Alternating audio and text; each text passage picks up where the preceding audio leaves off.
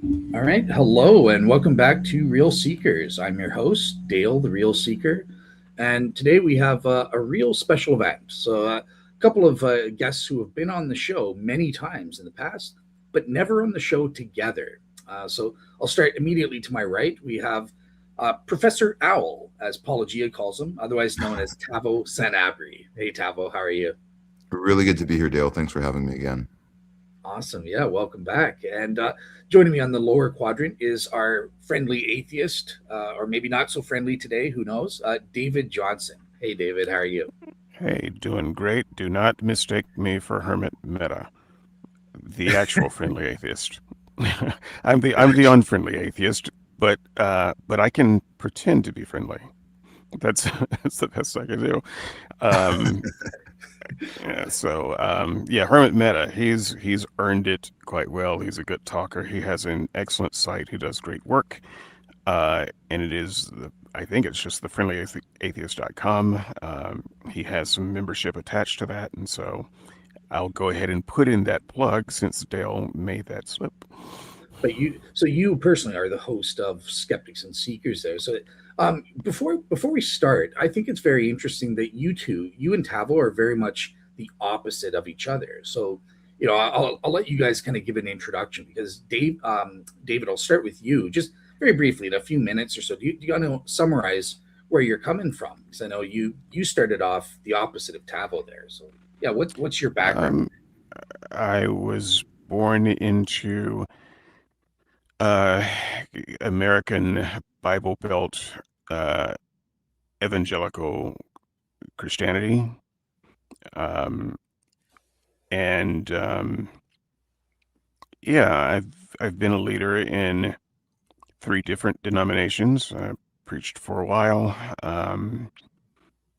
read a lot of books, and the thing I would say is, on these shows, I defer introductions because I don't care, and I don't want anyone to listen to me based on credentials they think I might have, or experience that I might have, or any such thing. When I get into a discussion like this, the only thing that matters is the arguments. Are the arguments good or are they bad? And they should not be biased by, you know, how smart you think any of the debaters are. So I'm David, Skeptics and Seekers at squarespace.com. Log in your Discuss account, discuss away. Hope to see you there. But otherwise, let's just see where the argument goes. Fair enough. Yeah, and my main thing I wanted to point out is because the first 40 years or so of your life, you were a Christian. Now, Yeah. Tavo, I want to kind of turn it over to you. Do you want to, just for David's sake, give in a couple minutes, a brief summary of where you've come from? Because I know you were the opposite for the first 40 years of your life or so. Yeah, essentially, I was raised in a religion, but from a very young age, I decided I didn't believe in it, and I became an atheist and was an atheist for almost all my adult life. And I would say recently I've kind of gone the other way, and now my arguments generally have a proclivity towards being Christian, or at least being sort of having a fondness for Jesus and the teachings of Jesus.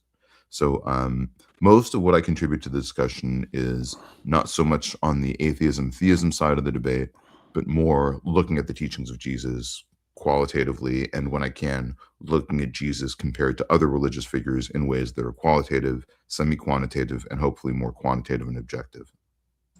Awesome. All right, cool. So, with that said, let's get straight into it. And on that front, Tavo, I'm going to start with you because you're the one sort of making an opening case or a claim here. David's role is going to be to kind of present undercutting defeaters or poke holes in Tavo's CTF argument. So, yeah, I'll bring up your slides if you're ready to get started to give your opening presentation there. Sure, absolutely ready to go. All right. All right, so just a quick introduction to this argument. So it's comparative. So what I do is I look at these as many data as I can across religious traditions, and I look at generally, in most cases, about 17 different religious traditions that are the major religious traditions that still exist in the world.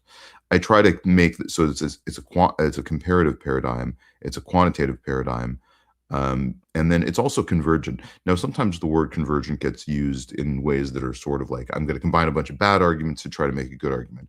Instead, what I'm doing here is I'm saying that you can actually weigh the strength of scores across arguments. And I'll give some examples of that to kind of illustrate that with a little more clearness.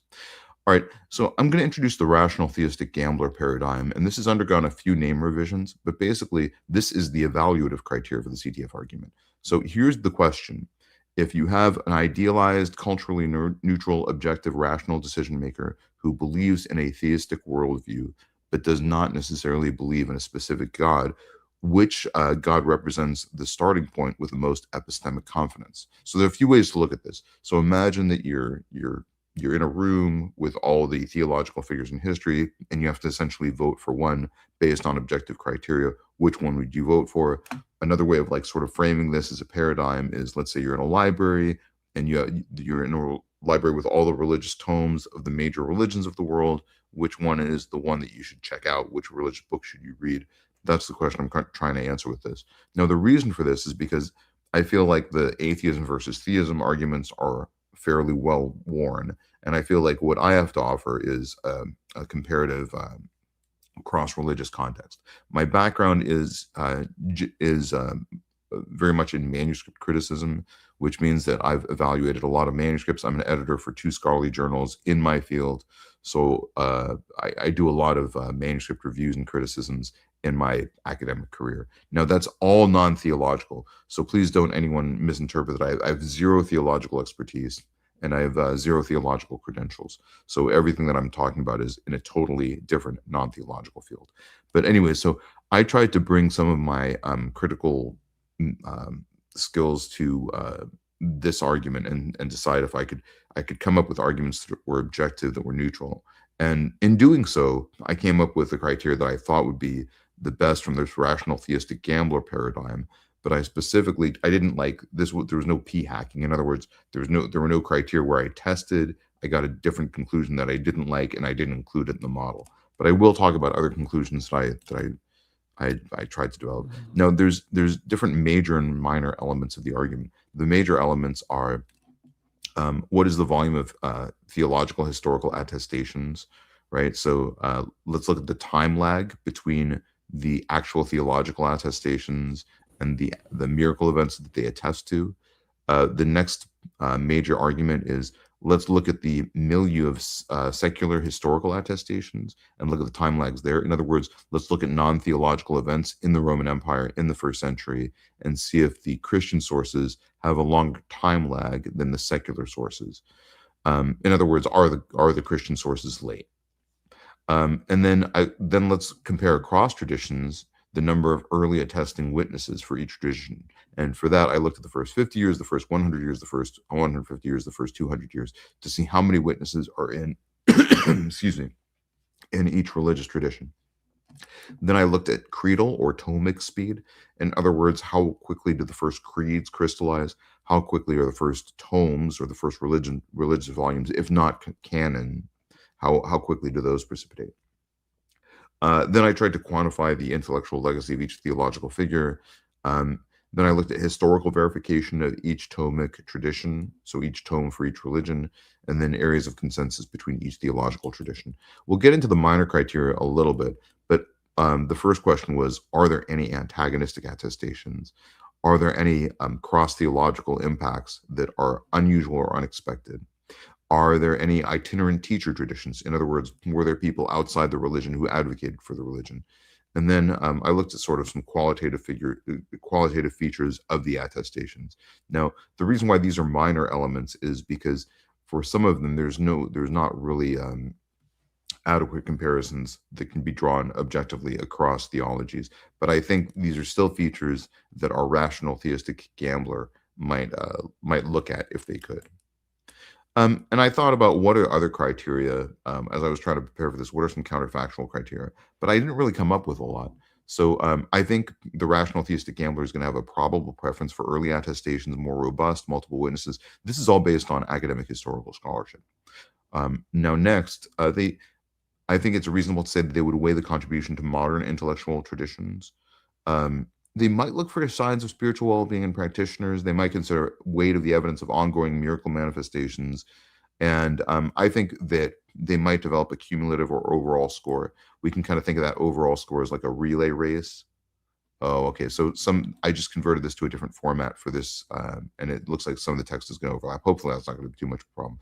No, the reason why this relay race and pentathlon argument are applicable is because you could imagine a scenario where every runner in the relay race is the second fastest runner in their bracket, but they would still be able to win the race overall, right? So it's not about who wins all the categories. It's about who wins, a categorical scoring scheme that cuts across all the different criteria.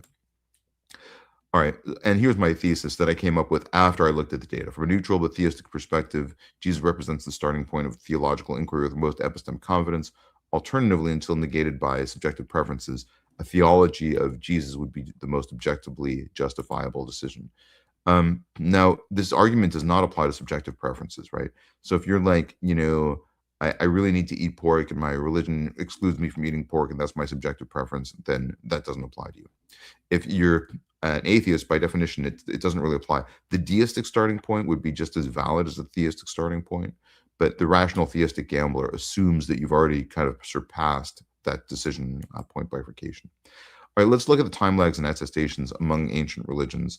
So, we'll look at actually all 17 religions, but so what I found after looking at the data is that Christianity has witness attestations that are earlier, more numerous, more robust, more quickly repeated. Again, I looked at 17 world religions, 3 miracle traditions from each religion, so 3 miracle events in each religion, and 3 attestations from each religion. That gave me a total of 153 data points, which I plotted here. Now, this may be a little hard to read because Hinduism is over here and it's a little obscured by the graph, but you can see that there's sort of a downward trend. Now, I don't think people can see my pointer, but that's okay, because on the next slide, I sort of zoom into the relevant area, right? Okay, good. So here we have Judaism, and this actually has the lowest Z-score of any religion, okay? And then we have Christianity. Now, most of these religions, you can actually make out the different time points of the different attestations. For Christianity, you actually can't do that because they're so close together. Now, that was actually statistically significant, but because I didn't really look at that, I really looked more at the time lag between the religious event, which is by definition represented by the 0 point on the ordinate, and the separation between those data points. All right, so when we look at the average attestation gap, Christianity shows up number 5th on the list, okay? But here's what's really critical. If we look at how old Christianity is, we see that the 4 religions that are faster than Christianity in terms of their attestations are all much more modern religions, all after the year 1800. In fact, if you look at a comparably old religion to Christianity, you really have to go back all the way down to number 13 on the list, which is 50 CE for Mandeism.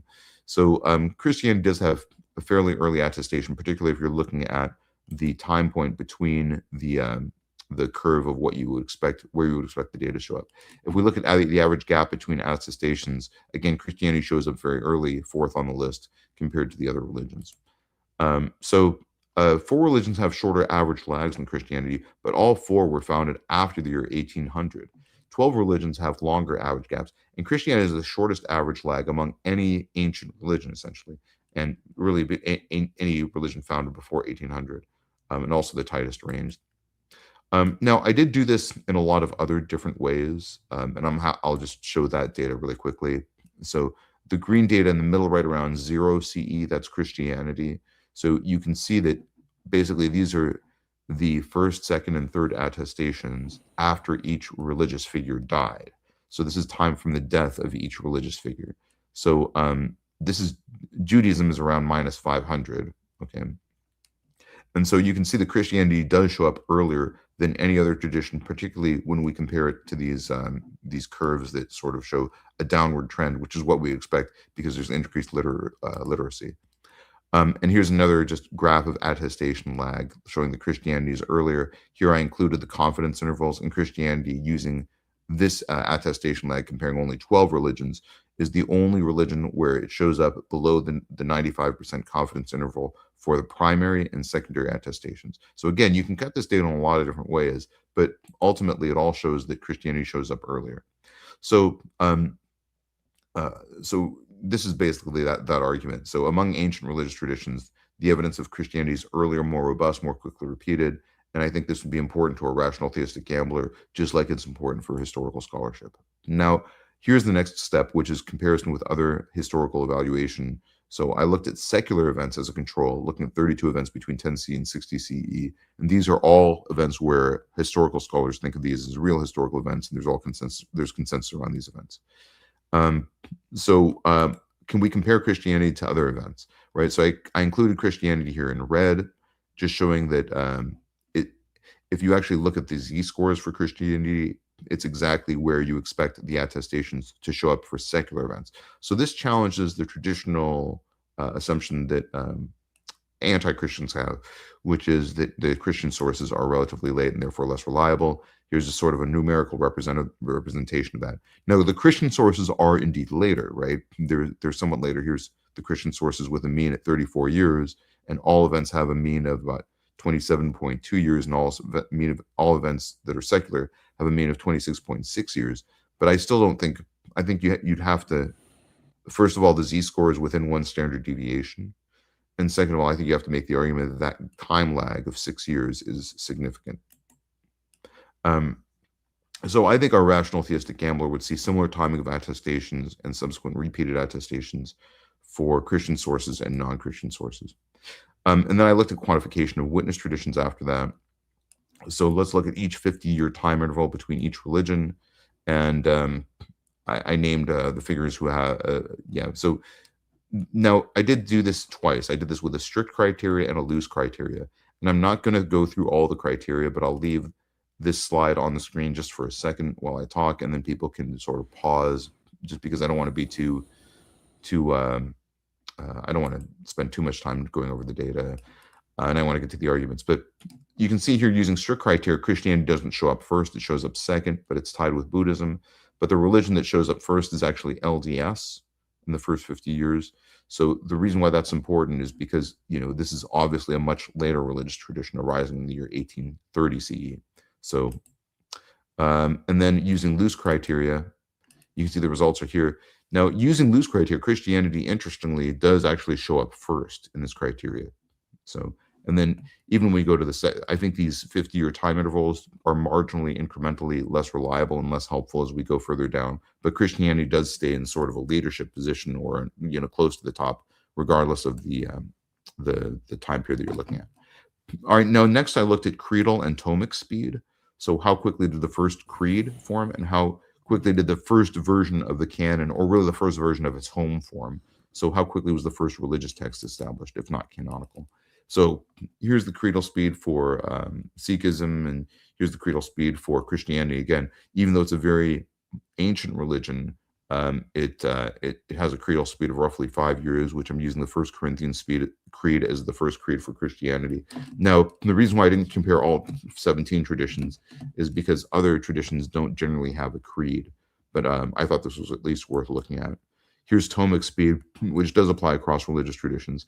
And again, Christianity isn't first, but it's quite early, particularly compared to the other earlier religions, which are all much, much later than Christianity, where we'd expect literary traditions to show up more quickly because of differences in literacy rates. I'll try and go on for about 2 more minutes because I don't want to go on for too long. Let's look at let's try to quantify the scholarly legacy of Jesus. So I looked at the ISI Reuters Web of Science top 37 scholars in 2007, all scholars who had 500 publications, and just to quantify how often Jesus shows up as people have contributed to the teachings of Jesus constructively. In other words, this is not fondness and this is not apologetical literature. These are people who wrote about the teachings of Jesus in a way that was constructive. In other words, building their own arguments on the teachings of Jesus. I found 8 figures, and no other theological figure shows up. Even though I said this is not apologetical, Habermas shows up, but this is Jürgen Habermas, right? Jürgen Habermas, actually, not Gary Habermas, different figures. And then I looked at another index, which was the top 285 scholars in the Stanford Encyclopedia of Philosophy in 2014. And again, Jesus shows up as somebody that these figures have used constructively in 3.5% of the time. No other theological figure has shown up in this analysis. I looked at this other kind of compilation of the top 100 influential thinkers in history. And Jesus shows up as being admired by quite a few of these figures, about 45 different of these figures, despite these are all different disciplines represented. So Jesus is, they all express admiration for the teachings of Jesus more often than any other theological figure. And again, the other theological figures didn't show up at all. Now, one of the things I think is interesting about Jesus is she shows up as having essentially contributed as a source of inspiration for teachings in several different disciplines, including psychology, anthropology, sociology, philosophy, ethics, and literature. So a very multidisciplinary contribution. And I think a rational theistic gambler would likely conclude that if there was a divine messenger, he or she would have left behind teachings that have relevance to the human intellectual legacy. Jesus seems to be the only one who meets this criteria and at least stands out in this criteria. Now, next I looked briefly, I'll try and wrap this up in a minute. Briefly, I looked at historical verification for each Thomic tradition. So I looked at all these works. Here's just another list of the works that I looked at. And I said how much of their evidence, how much of their information is archaeologically verified by historical scholarship. And it turns out that Christianity is a real leader in this category as well. Now, there are religions that are, again, much more recent, where the archaeological and historical scholarship comes down harder by percentage. But if you look at these numbers here, and this is really important, then you realize that these mention far fewer figures. For instance, the Kitab-i-Aqdas of Baha'i faith mentions only 3 of 3 figures. I'm sorry, these are 3 of 3 locations. I apologize. And Christianity mentions far more locations. So I think, so let me go through the rest of the graphs before I interpret them. Now, these are verified locations by Scripture. And again, these are absolute numbers. And again, Christianity shows up as having the most verified locations. Here's the verified individuals by Scripture. Again, some traditions which are far earlier show up ahead of Christianity, but Christianity does very well. And it also mentions far more figures than these other traditions. So, and again, looking at verified individuals as a total absolute count, we actually have Christianity showing up the top. If you, unless you include Judaism separately, in which case the Old Testament does have a total of more. So now I'm going to skip over some of these slides, but the point is that that Christianity has more historical verification. And very quickly, the last argument is that Jesus is uniquely venerated across religious traditions. And I'll wrap this up in the next 60 seconds. But if we look across religious traditions, we have many voices that express specific veneration, not just admiration of Jesus across religious traditions. Now, this is unusual for any theological figure, but it's certainly unique in degree qualitatively, the degree to which all these religions express admiration for Christianity. Hinduism, Buddhism, Judaism, Islam, Baha'i faith, Zoroastrianism. I won't go to all these quotes, but I have quotes from Swami Vivekananda, who's a Hindu thinker. I have quotes from the Dalai Lama, who expressed deep veneration, saying that Jesus could be a bodhisattva. Thich Nhat Hanh cited Jesus as his own spiritual predecessor. And there's also statements that are congruent from Pinkas Lepide, who's an Orthodox Jew. And I'll probably stop there. There are minor criteria that I didn't have the time to get into, but I'll stop there because I don't want to take up too much of the time. Hopefully that's a pretty okay distillation of the argument. And if there's any questions, hopefully we'll have some questions from the community. And David, thanks so much for joining this conversation. I really look forward to having holes poked in this framework so I can strengthen it and see what I've done wrong. Okay. So, all right. So, yeah, just before we go to you, David, just a couple quick questions. So we do have one from Iron Reptile in the audience, just a basic one for you, Tavo. What does CTF stand for? Okay. Comparative theological framework. Was that not in the slides? You covered it at the beginning, but I think Okay. he may have come afterwards. So I just wanted to Yeah. cover that. Perfect. And my quick question for you. So with your case, if I understand you now, so it's not necessarily an argument that Christianity is true. It's that you're arguing that given theism, the best place to start if you're looking for the true religion is Christianity on the basis of the findings. Is that correct as to what you're trying to say there? Yeah, I mean, I could see, in other words, I could see somebody saying, well, you know, I'm this other religion because I dislike these particular values of Christianity. Now, I think that's a fine conclusion. It's just a subjective one. So what I tried to do is say, let's put you behind a veil of ignorance and say what is the starting point based on objective and quantified criteria that you would start with if you have to choose among religious figures. Okay, fair enough. Yeah. So David, I'll turn to you. I know you don't have a positive claim or case of your own, but I'll give you some time to make an opening of your objections based on Tavo's opening there. Okay. Right. Well, I'll try to make positive cases if I can find ways, but I have to say, all I brought was a bag full of stones, and so I'm going to throw them because I have nothing else to do at the moment, and we will see if they hit.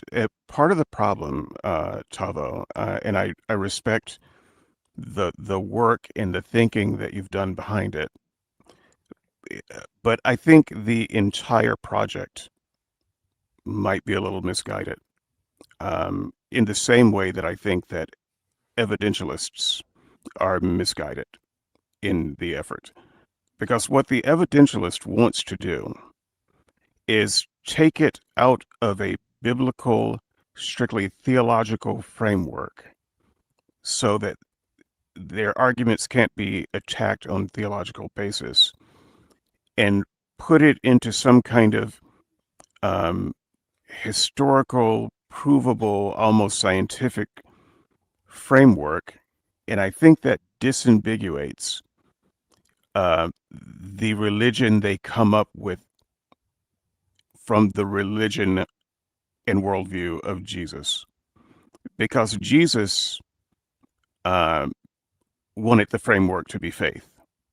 The evidentialist realizes that's not good enough. They need something else. And I think that this effort is a lot like that. It's a lot like saying, well, you know, you believe in some kind of theistic God, and we got this giant marketplace of gods. Do we go directly for what Jesus says, or do we come up with some kind of verifiable scientific criteria to make sense of it? And I think that's what you've done. And good on you if that's your goal, but I don't think that has anything to do with the Jesus of the Bible. One of the things that you said toward the end was, and I forgot the exact wording, but that Christianity has the most historical verification. And the things that you're listing here in your criteria, not one of them is a historical verification. It's only a historical attestation that Christianity exists, and that there are people who like it. Not one of those things verifies any claims of Christianity. So from an atheistic position, I could chase down each one of those and agree with some, disagree with others, but it doesn't matter. So what I'm going to do instead of chasing them down is just grant all of it.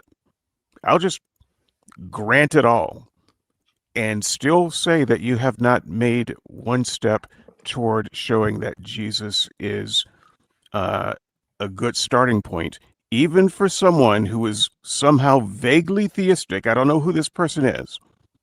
They're not deistic, they're theistic. They think there's a God that needs to be, some kind of God that requires some kind of attention, but they have no idea what kind of God it is and how do you start. I don't know who that person is. I don't understand that starting point at all. I think that if you're actually theistic, you already have a starting point from your tradition.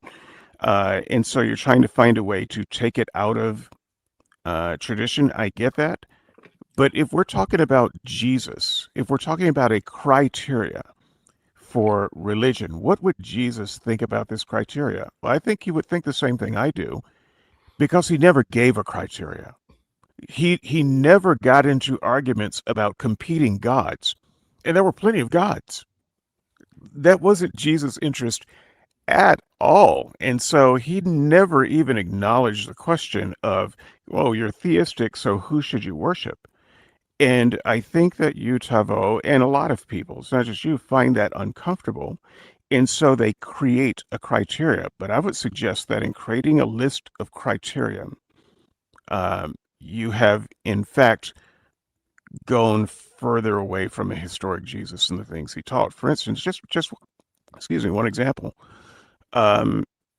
Jesus doesn't care how many people spoke about this leader or that leader. If there was somebody in his time where you could apply the criteria, and you have to assume, if you take your criteria and go back to his time, you would be able to apply that criteria, and Jesus wouldn't be at the top. Someone else would be. Jesus would not, in fact, endorse that and say, well, that must be the guy.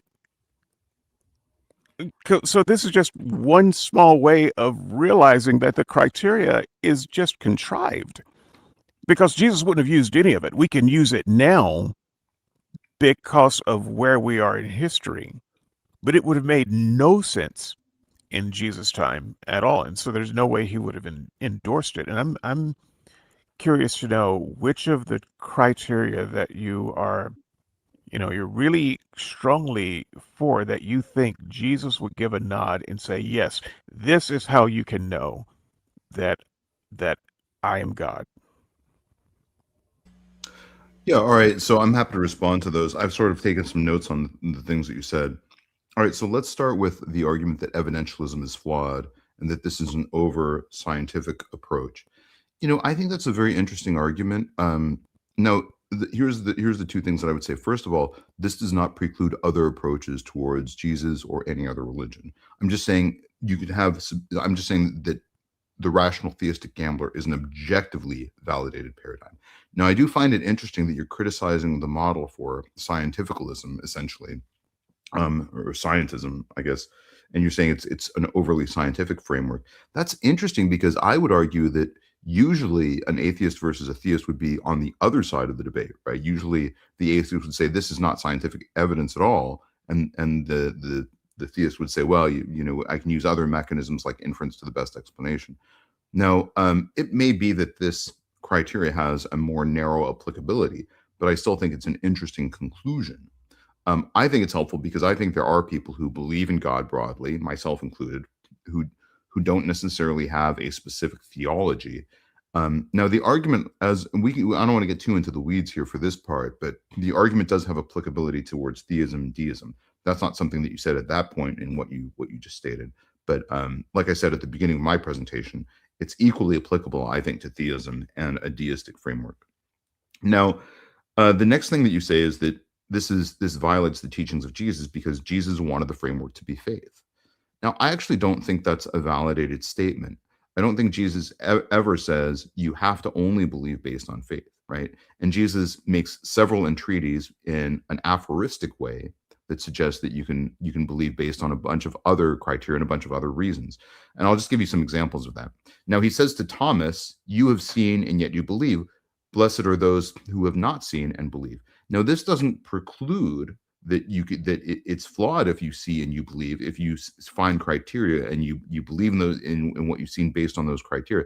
That doesn't, in other words, it doesn't rebuke Thomas. What he's saying is, okay, now you've seen Thomas, so now follow me, right? So this isn't a curse. This is not Jesus saying, get behind me, Satan. This is Jesus saying, all right, Thomas, you didn't believe because you didn't see, but now you've seen and now you believe and now you can follow me. Right. So I wouldn't argue that. And there are several other aphoristic examples. For instance, when someone from the Sanhedrin says, how can we know that you're really the Son of God? Jesus doesn't say you're never going to know because you have no faith. No, Jesus says you're going to get the sign of Jonah. Right. He says you're going to get the sign of the fish, essentially. Right. So I think that's another example of Jesus saying, you can still believe if you get the sign of the fish. Jesus is giving people evidence. And throughout I'm his, sorry. What do you mean by the sign of the fish? What do you think that means? The sign of Jonah. I have no idea what you're referring oh, to. that's just I mean, something I know the I think, reference. yeah, I think, yeah, I don't yeah. know what So you think it means. what I think it means is Jesus saying, "You will get a sign."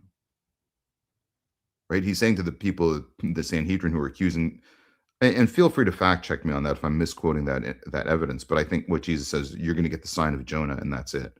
In other words, Well, it's sort of a yeah. dismissive claim from Jesus, right? But I think throughout I- his whole, his whole ministry, hmm. he's not saying you have to have faith, and if you have an evidentialist perspective, you're never going to find me. He's saying he meets different people where they are. In other words, the question that Jesus constantly asks is, "Who do you say that I am?" And he provides signs and evidence for people in various different ways, right? I would in fact argue that the entire ministry of Jesus being based on miracles is presupposes or is predicated on him actually giving people signs. That's the point of the miracles. So all his miracles that he's showing to people are actually, you know, um, essentially that's all evidentialism. I would argue that every miracle work in the New Testament is essentially evidentialism to the community that observed it. Assuming that the New Testament is reflects something historical, I think you have Okay, to but let me start let from me let me just. I'm sorry. I don't want you to go too far down that road. for I sure. was going to cover miracles later, but we I have we can a bunch just of do it. other I have a bunch of other responses to the other things that you said, but Well, let's I'm take happy. them Yeah. one at a So time, just for yeah. fair. Sure, go ahead. Um. I and I would also say about the presentation of your um argument. By the way, good presentation. But it is a natural gish gallop. There is simply no way to take all of them in one show. Each one of those is probably worthy of their own show. And so it would be a losing effort to go down a list and try to take on each one of those and give them fair hearing. It would be a 15-hour podcast. And nobody can do that.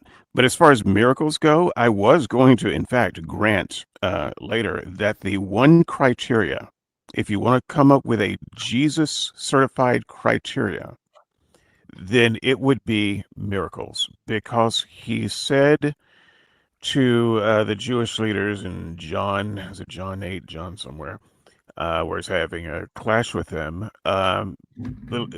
believe, if you don't believe based on what I'm telling you, at least believe based on the miracles you've seen. Great. That's a bona fide criteria that you didn't even mention, but that's fine. That would be a Jesusic criteria. And I would say, fantastic. If you would like me to believe on miracles, then do some miracles, because I haven't seen them do any. So I don't think that the Christian wants to base it on that criteria, and that's the only one that Jesus actually gives. And I may be misquoting Jesus here, but I think what he says there is, believe me based on signs, not based. Does he say specifically miracles, or does he say signs there? Dale, you know what I'm talking about, don't you?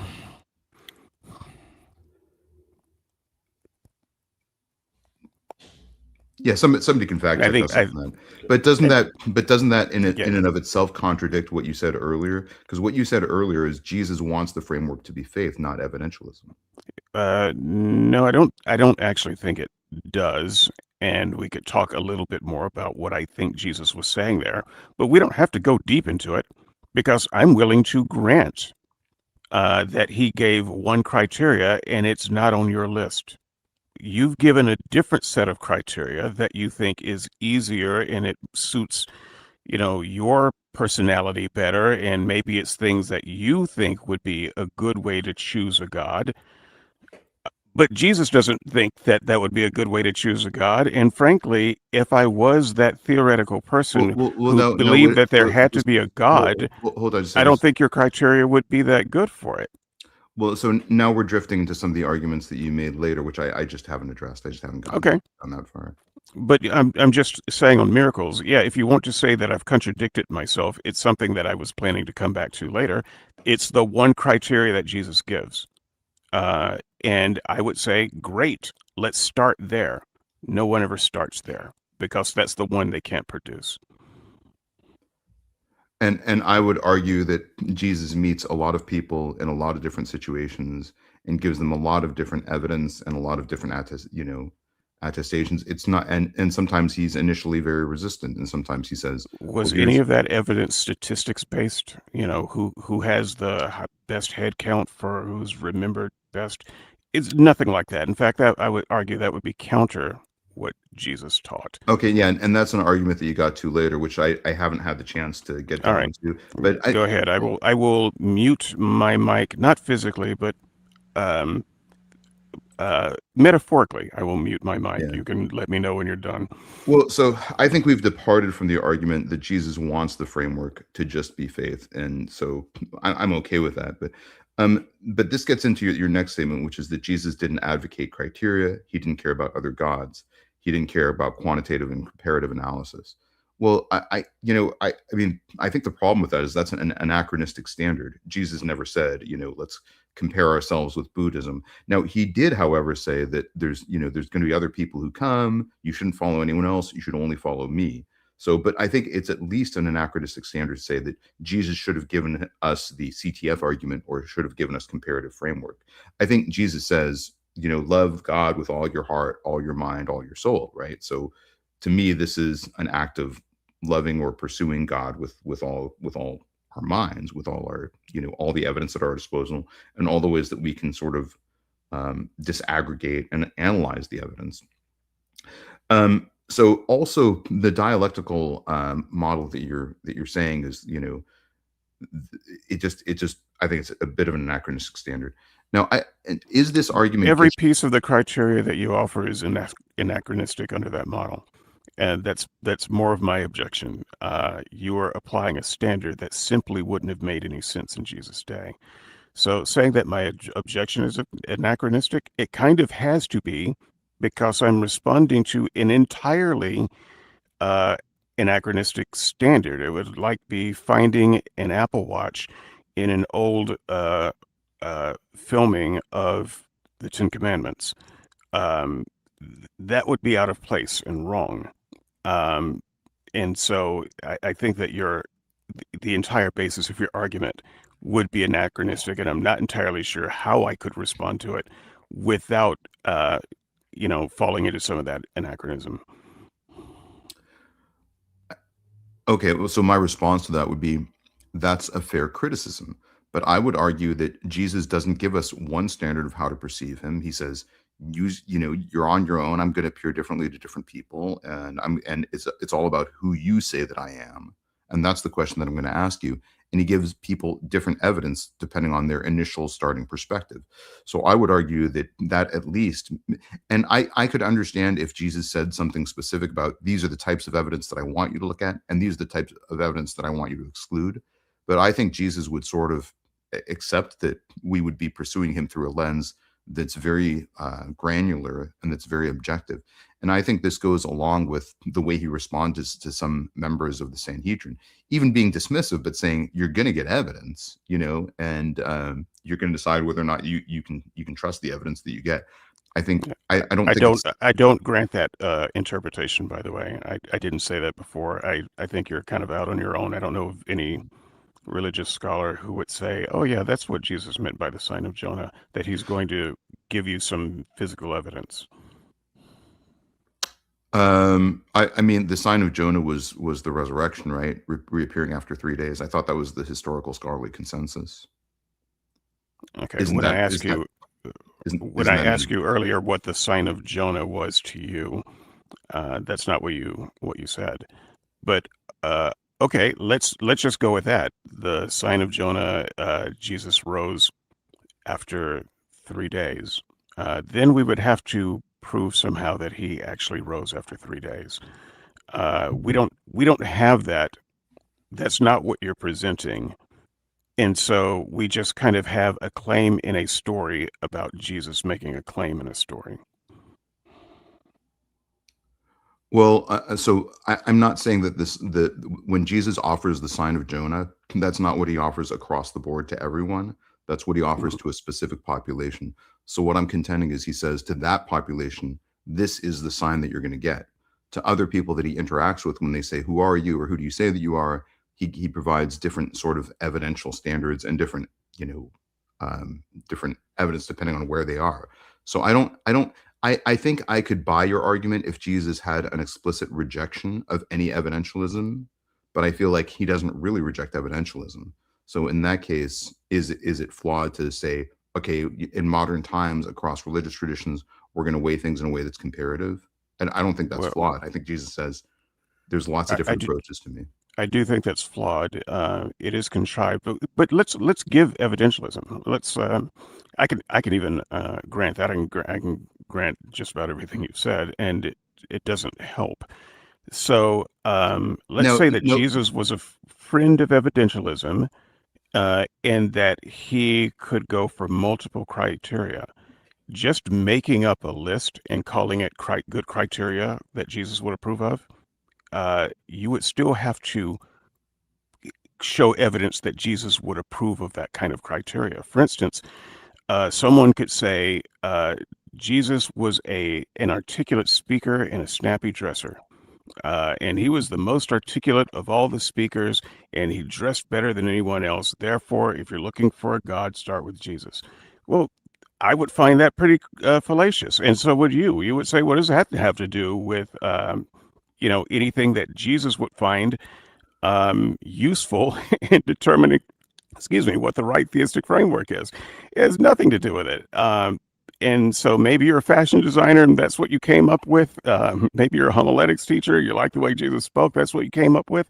You've just come up with some things that you think are important. You have not made a single bit of progress in suggesting that these are actual good, right criteria for thinking that Jesus is the best place to start. This is kind of just your framework unmoored from anything that Jesus would have taught. Well, again, the reason why it's unmoored is because to say that Jesus would have advocated a specific comparative framework that's an anachronistic claim. And no. I'm not saying. I'm saying that even if he had some frameworks, some things that would be good for him, I'm trying to grant this part of your argument. You would still have to show that the framework you have independently come up with is something that Jesus would stamp as with approval as a legitimate framework for discovering a God. You haven't done that, and I highly question some of the pieces in your framework as being anti-Jesus. So that's just me. We haven't gotten there, but what I'm saying is just the existence of the framework and placing that on Jesus as something he would approve of is a pretty big leap. And I think that you would need to tie that at least to the person of Jesus and what he would or would not approve. You're just kind of coming up with something as a modern person surrounded by religions. And I have two rejections of that. Number one, like you said, it's because I'm a modern person surrounded by religions. So to say that Jesus would have looked at these criteria specifically is, I think, an anachronistic and an unprovably high standard, right? That's my first objection. My second objection is you did sort of like deviate a little bit and saying, well, we could look at like other criteria, like, do I like the way Jesus dressed? Do I like his articulacy? Now, those are criteria that might matter a lot to some people. But the whole point of the CTF argument is to try to start with a very objective set of criteria.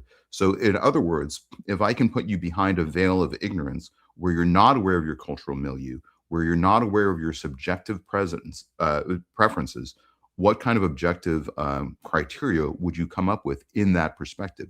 And the CTF argument, it's not like a post hoc rationalization. It really is trying to say, what would a rational theistic gambler conclude? Now, I think it's reasonable to say, like, Jesus wouldn't have necessarily endorsed these standards. I think that's a reasonable perspective. But to say that Jesus had to have specifically endorsed this standard for the argument to hold water is, first of all, it's obviously very anachronistic. Second of all, it doesn't invalidate the standard, right? There's no reason to say that, Jesus would have given us a standard that wouldn't have been applicable for another 2,000 years, right? And third of all, it's not really an argument against the standard. You're just saying Jesus' teachings are incomplete at best. Now, Well, I according haven't to made the argument against the specifics in the standard yet, well, but I well, will. it is an argument from silence, right? You're saying Jesus did not specifically No, advocate. I'm saying that there are some things in your standard that Jesus would actively reject. Now, David, I want to get to some of these. What are some of these anti-criterion? But just Tavo, just a question for the audience before we get into discussing that. If it's true, if some of your criteria, because again, these are criteria you set up not to prove Christianity or Jesus. These are neutral criteria for evaluating all the religions. I think you evaluated 17. So if in any of the religions, someone could prove that actually it's these criteria contradict a religion, like you can't judge the veracity of a religion or something like that on the basis of the criteria, does your framework have a way of accounting for that, these what David is calling anti-criteria? If someone could prove that for a religion, would that matter? I think it would. I think if somebody said, and I've actually brought this question to, if I'm interpreting your question correctly, I actually have voiced this as a potential counter argument to a lot of atheists. And I've said, what are possible objective criteria that you think somebody would come up with for discriminating between the different extant major world religions? And let me see how things turn out in those criteria.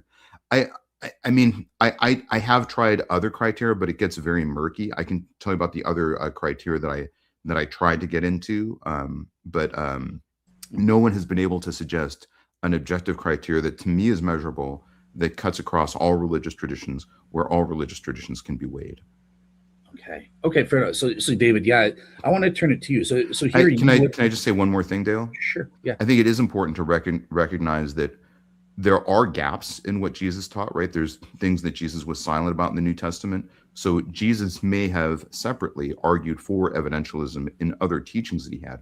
Mark 4:33 is explicit that there were teachings of Jesus that are not recorded in the New Testament. Now, the reason why that's important is because I think if you're saying Jesus doesn't advocate for these criteria, unless you have explicit anti-criteria, I think that's not a helpful objection. And the reason why is because we know that there are teachings that Jesus had that are explicitly not included in the New Testament.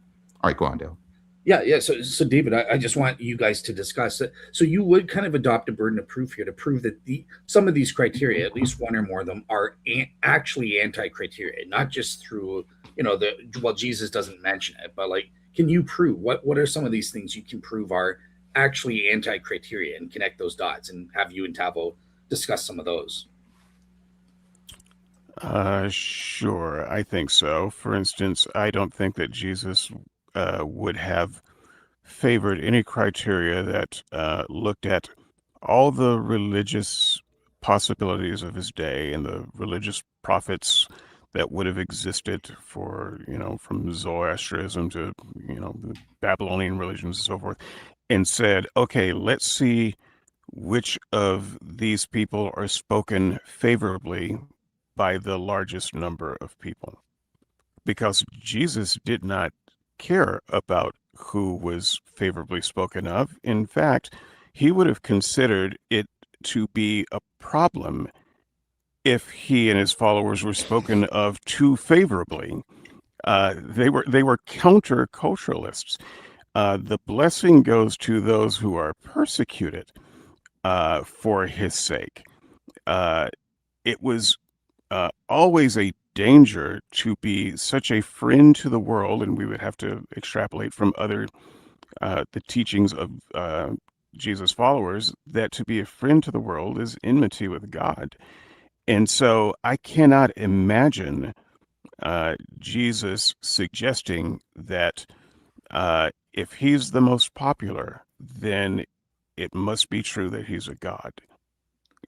This is one of the reasons why I asked, because there is a bias toward Jesus here. I know you think you're doing this in an unbiased way. First, that's impossible. I don't think you can come up with any list without bias. But I asked you earlier a question that you did not answer, and it's relevant here. If you brought back in time those criteria, I know that you'd have to plug in different people because they didn't all exist at the time, different religions. But if you took that list of criteria and brought it back to the time of Jesus, who would come on top? And the answer is not Jesus. And so you have a list so that it, in your mind, comes up with Jesus as the winner. And some of those, like the one that I just mentioned, I don't see how you could study Jesus in the New Testament and think that he would be flattered by that. All right, so I have three responses to that. So Okay. first of all, the interpretation of the CTF argument as an argumentum ad populum is essentially what's happening here, right? You're saying, Jesus is popular, and that's what the CTF argument is based on. Now, I actually specifically reject that explicitly in most of my formulations of the CTF argument. Now, there are several ways that I reject that. So first of all, when I look at philosophical, intellectual figures who embrace the teachings of Jesus and built on them constructively, many of these are not Christian. Many of these are atheist thinkers. So, in fact, in my top 100 list of individuals who expressed opinions about the teachings of Jesus, many of those figures were actually atheists. So many of those figures were not fond of Christianity, were not personally fond of Jesus or his teachings.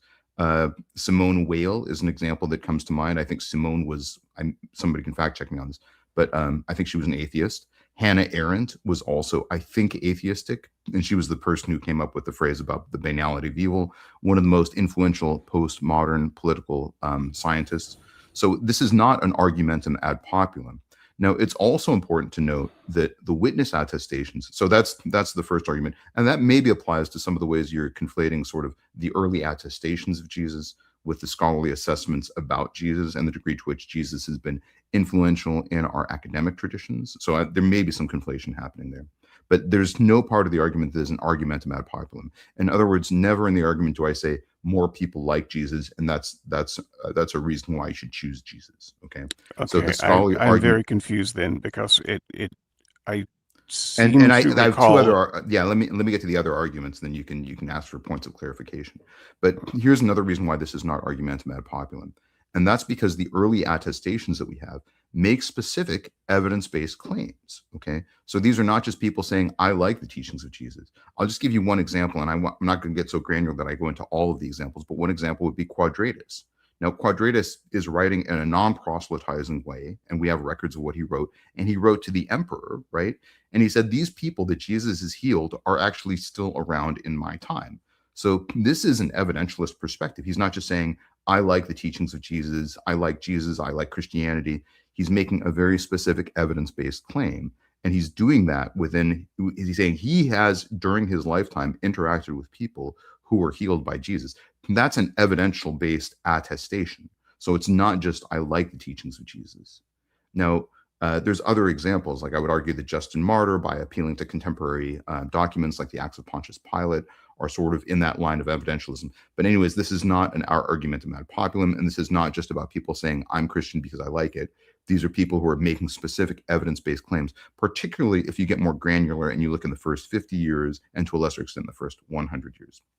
Now, the second thing that I would argue is that I think there's at least an implicit embrace of a comparative standard, because Jesus and later Paul and later even several other Christian documents all talk about other figures who are going to emerge. Jesus talks about other figures who are going to emerge in his name and says that they're false. There's sort of an implicit standard here that there's a way that we're going to compare Jesus to these other figures. And Paul in Galatians does actually compare the teachings of Jesus to other figures who come along later, such as the Judaizers and such as other philosophical and theological populations. Now, the last thing that you said, that is my third argument, and I'll try and be brief about this, but who would come on top? Now, obviously, there's no way to apply that across every single year. But I think what I do in the argument is validated in that perspective, which is, let's look at the first 50 years of each religious tradition, right? And I think even looking at that, you have certainly a very compelling case. So this doesn't necessarily mean that in the year 0 would Jesus still come out on top? No. In the year -1, in the year 100 BCE, would Jesus come out on top? No. But I think if the goal of the argument and the implicit assumption of the argument is that the rational theistic gambler framework is going to approach the evidence saying, what conclusion can we make with the data that we have on hand to us? So given the limitations in the data that we have right now, looking at all these religions and looking at all the evidence that's in front of us, what is the best and most epistemically justified conclusion?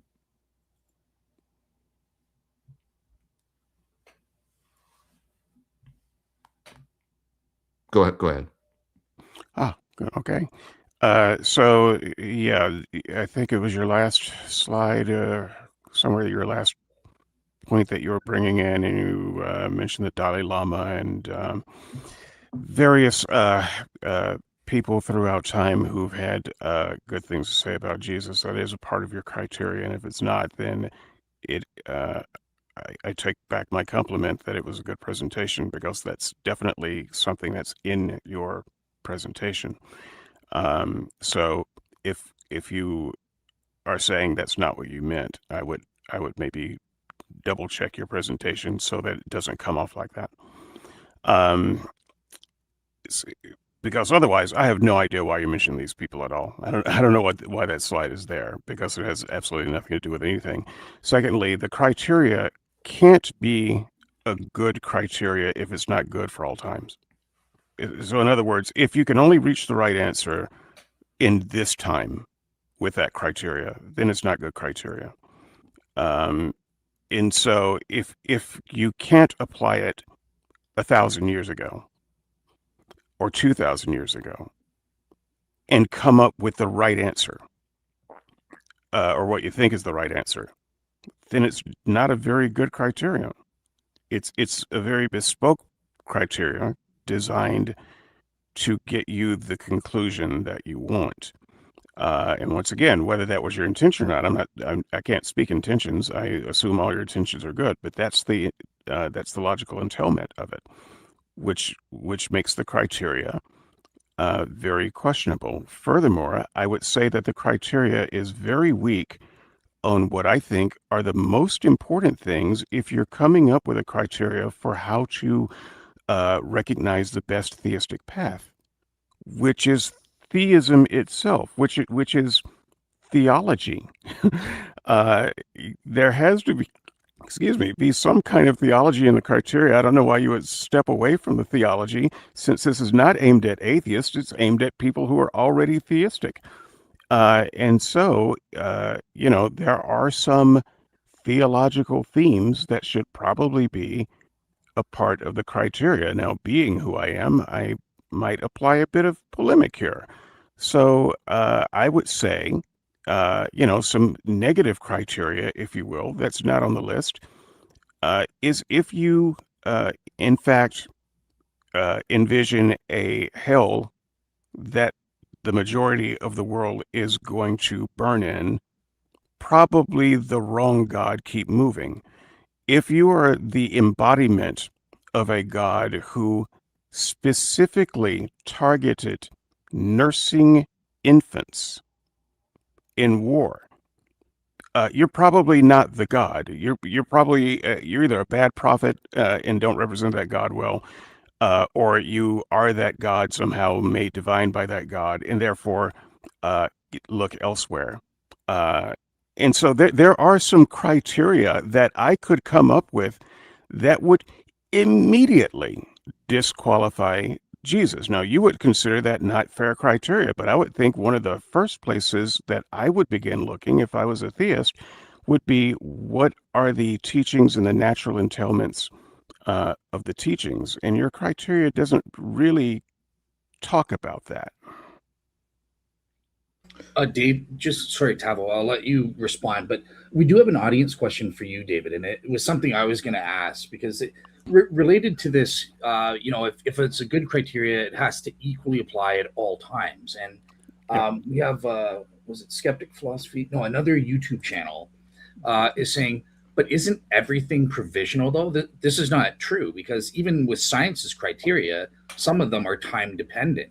And so I think with respect to this, obviously we wouldn't expect the criteria when Jesus is first becoming famous or something like that. We wouldn't expect religious figures in other religions to even know about him or have heard about him. So wouldn't there have to be some kind of time dependent, given enough time? No. Okay. No. And let me explain again why. someone during the time of Jesus might have thought, man, I'm very theistic because I was raised in a culture that believes in, some kind of interactive God, but I'm not sure which one it is. And they might have been looking for a criterion to figure it out too. Could they use this criteria to come up with a good answer? The answer is no. So if you applied this criteria to their time, the only thing that would be different is you wouldn't have Jesus data in it, which is why I say your criteria is biased toward Jesus. And to say that it wouldn't work without Jesus is to say that the criteria is bad. It only works if you're far enough away in time and you have Jesus as the target that you're starting with. That's what So makes it bad. I do have an important point on this, Dale, Yeah, go ahead. Yeah. which is I actually specifically in the argument, I delineate what is criteria based and what is contention based, right? So I think the criteria is actually timeless and omnitemporal, and that criteria is the rational theistic gambler paradigm. So there actually, I don't know that there's a window of time where that's not the best criteria. Now the rational theistic gambler might come up with his own decision criteria, but the base criteria of the CTF argument, I don't know, is limited by time. So I think what you have to argue to say that the criteria is time dependent is you have to say the rational theistic gambler, which is by definition an objective criteria that is devoid of cultural milieu. I think you have to indict that in order to indict the rest of the argument. Now, the rational theistic gambler paradigm says that whatever evidence base we have around us, we're going to make the best decision that we can with the evidence that we have on hand.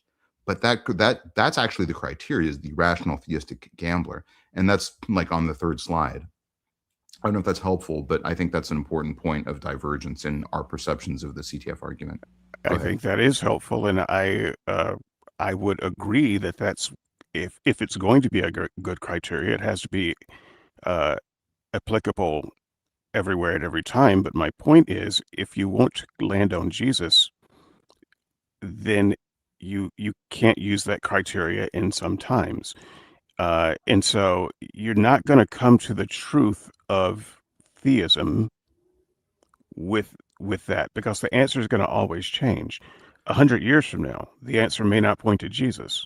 It might point to isn't that Allah. a non-falsifiable standard? What about 1,000 No, years ago? no, it's not. Where is the criteria going to point in 1,000 years? What about No, that's 2,000 not years? non-falsifiable, because we already can look in the past and see. But we can't look at the future. Well, hang on.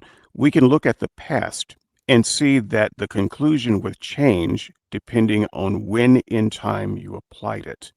And so it would have to change, unless society just stayed static. I think it would have to change as the future goes on, just like it changes through time anyway.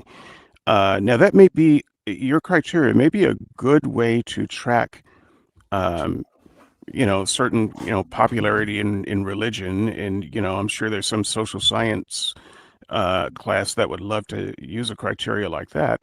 But that doesn't point you to anything to do with proper theism. It doesn't get you to a God, or even the starting point for a God. So the other thing in the question, Dale, before we get too far away from it, is, doesn't science do the same thing? The answer is no.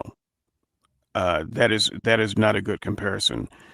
So if we go back 2,000 years ago and use the best science of the day, they might have some really wrong conclusions about the shape of the Earth, let's just say.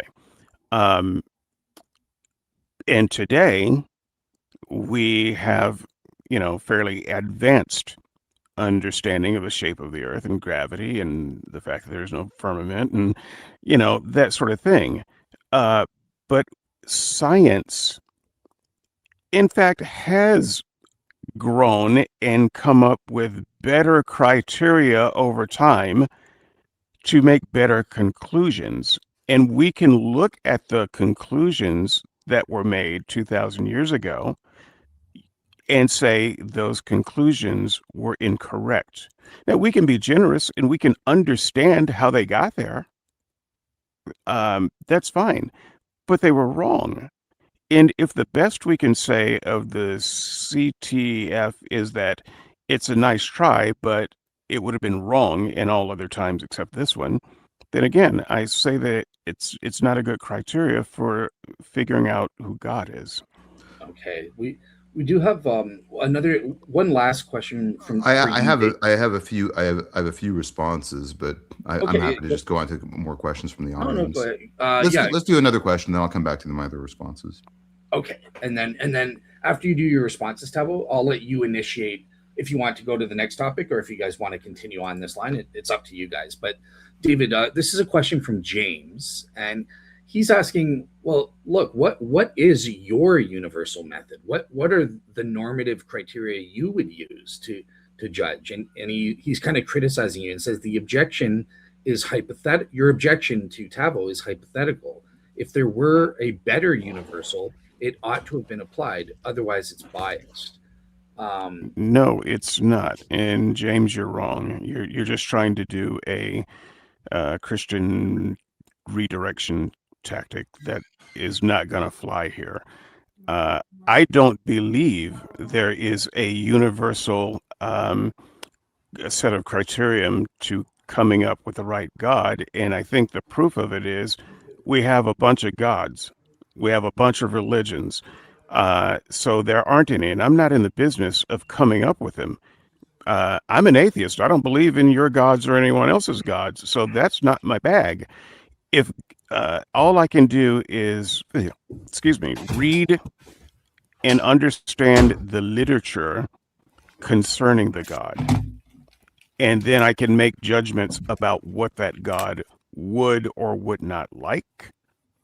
But as far as coming up with my own criteria, saying that because this is bad criteria, that I have to have a better one, is just fallacious. And so I'm not going to address it anymore.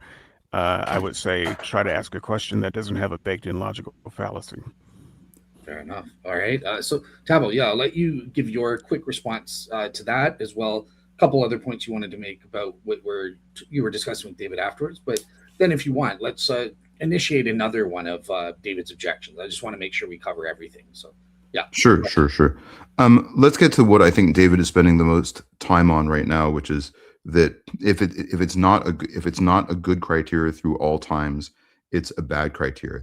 Now, I think there's several problems with that. Now, first of all, I would argue that the rational theistic gambler is good in all settings, in all times, in all places, right? It just advocates for objective, if possible, quantifiable standards without a cultural bias or subjectivity. So I would still argue that the evaluative criteria underlying the CTF argument is good for all times.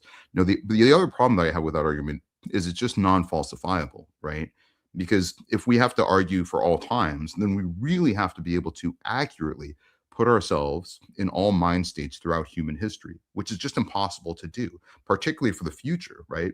And also, that argument runs the same direction spatially, right? So we could say geographically, so you could say, well, the CTF argument is a bad argument because if you're in an isolated tribe, you're never going to see it. But I think that sets a standard that's so massively high that it becomes non-falsifiable, right? So in other words, I could imagine somebody saying, you can't prove that this is the best argument for every person in every geography, in every cultural milieu throughout history. And I would argue, well, that's entirely why we devised the argument. It's to have a situation where we can put ourselves in an objective paradigm and look at any window of time. I think it's really problematic if we start saying, well, it has to also work throughout all time points in human society, because then you're unfortunately casting yourself into hypothetical paths where we don't have enough information and hypothetical futures where we have zero information. Now, I would also argue that, I think if there's an argument that applies for a large window of time, that ought to suffice.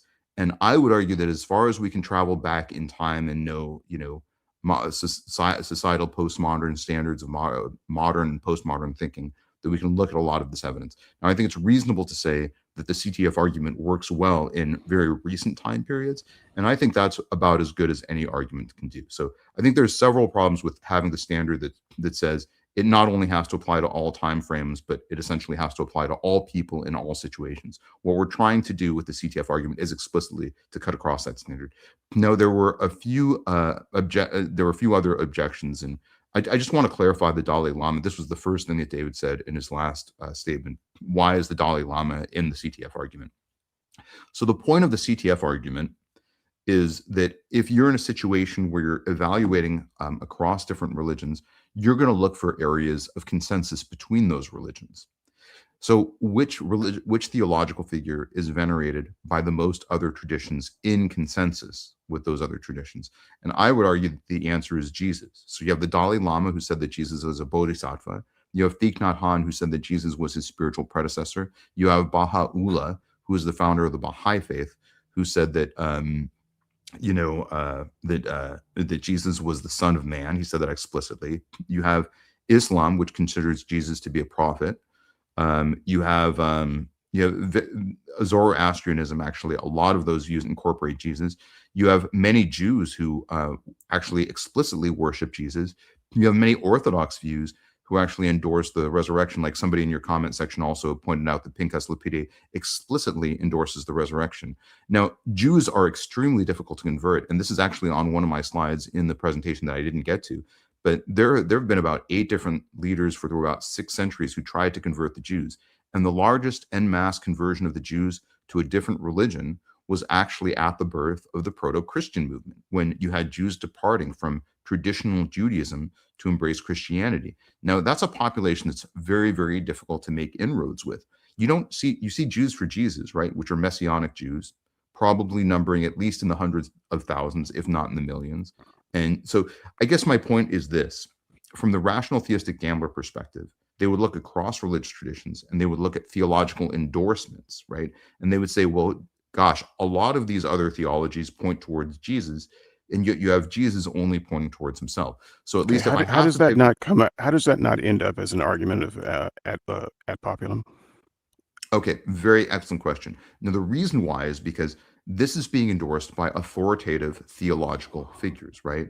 So it's and moreover, it's being endorsed by those figures during time frames in which Christianity was very unpopular. If you look at when Gandhi was endorsing the teachings of Jesus, he wasn't endorsing Christianity, but he was endorsing the teachings of Jesus, right? And he was endorsing this based on his perspective as a Hindu and based on his being very informed by a Jainist tradition, right? So he was arguing for that at a time where Christianity was exceedingly unpopular. In fact, him even making those statements was very unpopular. It was met with a lot of backlash. I think the Indian prime minister at the time actually really, if not that, then shortly after that, the Indian prime minister repudiated those claims. So this is not a claim. This is a claim where somebody who is a theological authority is making an assessment of the divine inspiration of the teachings of Jesus. In which case, I think that's a highly cherry-picked and highly suspect conclusion to make, and I'll make this very brief. None of those people are Christians.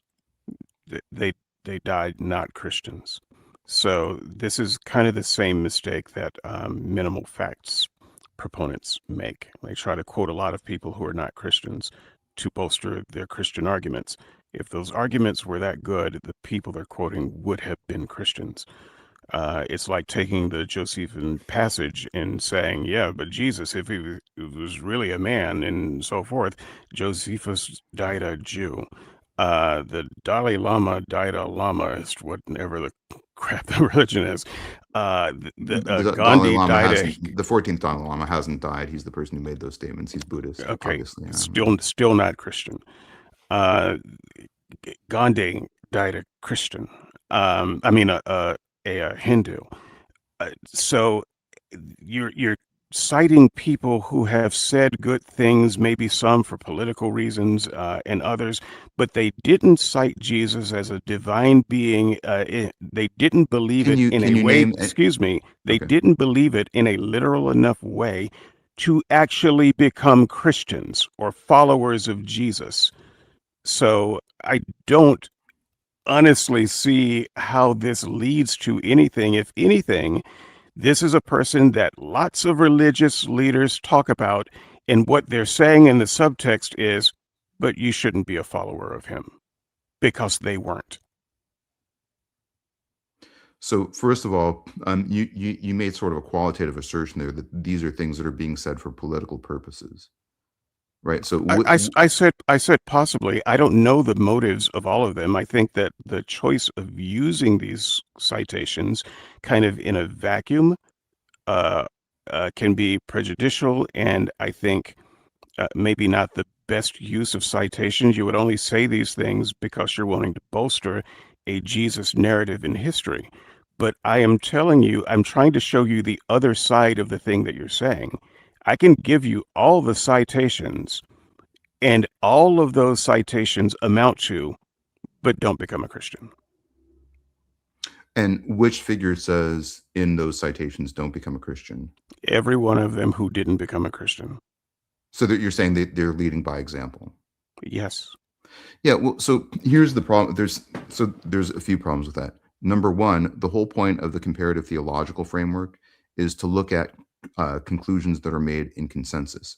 So from this rational theistic gambler paradigm, what are the areas of consensus between what Gandhi says, what Swami Vivekananda says, and what the Dalai Lama says? They're all pointing towards the teachings of Jesus. Except Now, they're not saying that Jesus is God and that you should follow Jesus.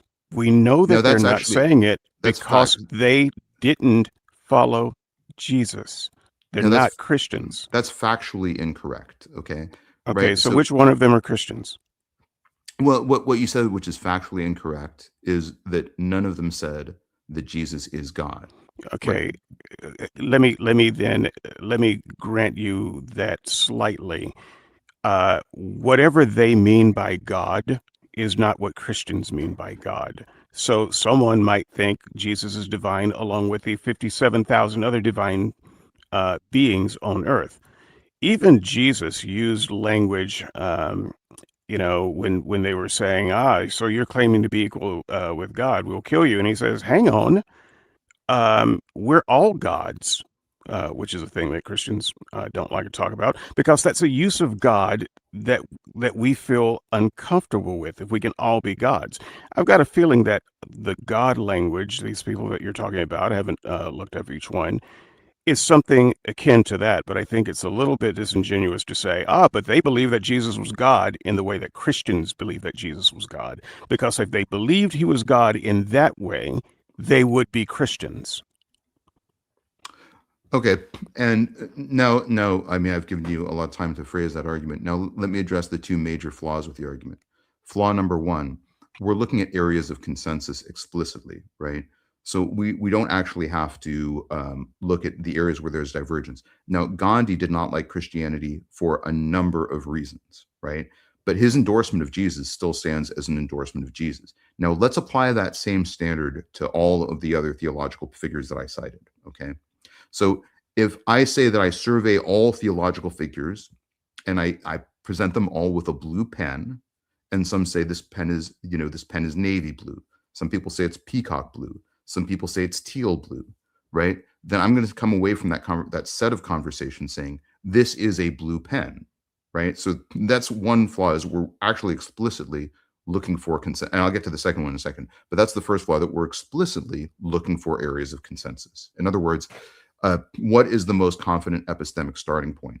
I think it's the argument that there is a blue pen, right? So if you have the Dalai Lama who says that Jesus is a bodhisattva, and if you have, Swami Vivekananda who says that Jesus is an avatar, if you have Gandhi saying the best moral teachings ever in the history of humanity, other than the Bhagavad Gita, and basically on par with the Bhagavad Gita, are included in the New Testament, right? Those are statements of very strong endorsement.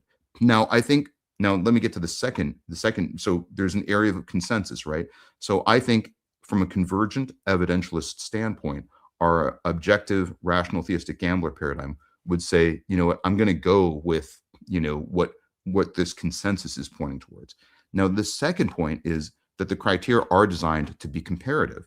So like I said, it's like a relay race. So let's say that I grant you what you're saying, and they all say, all these figures say that Christianity is not the best religion. My religion is still the best, but I just really venerate Jesus. Now, that's an endorsement of Christianity, not to the degree that they're saying you should join Christianity. Let's say I'm taking you at the face value of your argument, okay? But this is coming from every different religion. And like we said with our rational theistic gambler paradigm, they can weigh these criteria in a way that's comparative and semi-quantitative, right? So this is exactly like the relay race. Let's think of this in a different way, right? In the relay race, we said every runner, let's say you have every runner is the second fastest in their bracket. Well, you could still win the race based on that strategy, right? So let's think of this in a different way. Let's say I'm in a room with every theological figure and every theological authority, and I pass around sheets of paper and I say, which theological figure do you endorse the most highly? I think you would make the argument that they're not endorsing Jesus, that they're endorsing Buddha higher than Jesus. Well, that's okay. That's still within the paradigm of the argument, because they're basically essentially, again, this is a qualitative assessment, but I think it's justified based on the quotations that I show. They're essentially all saying that, Jesus comes in second. Now, as a rational theistic gambler, I'm going to say, like, well, Jesus votes himself first, right? And other theological figures may or may not vote for Jesus first, but they're at least voting for Jesus second. And there's no other theological figure that comes off with as high an overall score, right? So even if I take, now the third thing that I want to say just briefly is, even if I take your argument and I grant it in its fullness and I say, you're right, these people aren't endorsing Jesus because they stuck with their own religions, I still think you have to take all of the arguments comparatively. And I think there's at least a direction of consensus here. There's a direction of the evidence. It's definitely not random. So even if I take your whole argument and say, okay, this sort of mitigates this argument a little bit, we still have all the other arguments that convergently point in a specific direction. And you can all add these all up in the way you would tally a pentathlon score or a relay race score. So I think there are several ways that I hear your concern. I hear its justification that these people didn't actually convert. That's not actually true of all of the figures that I mentioned, by the way, in the PowerPoint. For example, Manilal Parekh was a Jainist thinker. He was a figure in Jainism. He endorsed Jesus a lot. And before the end of his life, he actually became a Christian, right? So there are other thinkers who do meet that criteria that even though that's a fairly narrow criteria. But I'll probably stop there, because I think I've enumerated a lot of different reasons why I think your argument is reasonable. It mitigates it a little bit, but it doesn't defeat it. Okay. Let me quickly respond to a thing that was said a little bit earlier about the blue pin, the analogy. I like a good analogy, but analogies, they all fall apart at some point. I think that the only consensus you have is that you have a pin. You don't actually have a consensus on the color. And so you might start that by saying we have a pin. And if the color is important, let's see what color it is, and then narrow it down. You talk about Jesus maybe coming in second as opposed to first, but in aggregate, that's better. Well, in theology, it's not. And in so much of life, it's not. So you could have a situation where a person who seems to be a highly qualified applicant for a very high-level job is applied to 10 different corporations. Every one of the 10 different corporations with unlimited resources for background checks and all sorts of things choose not to hire him, but say, yeah, but you were the second candidate. If something had happened to our top candidate, it'd have been you. And they all had nice things to say about you, but none of them hired you. When someone else looks at you, knowing that history, they're going to be less likely to hire you than more likely to hire you, because all those people who said, yes, he was punctual and a snappy dresser, didn't hire you. Why did all of those really smart people not hire you? And so I think it's it's a celebration of we're number two. We're number two. But in order for that to be meaningful to coming up with a truth about a God, that's not good enough. All right. So, yeah, just before I'm going to switch gears and let David initiate. But before I do, I want to raise two audience questions at this time, one for each of you. So Tavo, this one comes from our mutual buddy, Juan from Modern Atheism. And he's saying, look, what if I just say that the Dalai Lama and all these other people who are recognizing Jesus they're not doing it because they recognize there's something special about them. They're doing it for other reasons, such he suggests, such as sucking up. The Dalai Lama is just sucking up to the West. He's playing politics, so that there are other reasons. There's nothing in this that posits, well, they accept him because they see he's special in some way.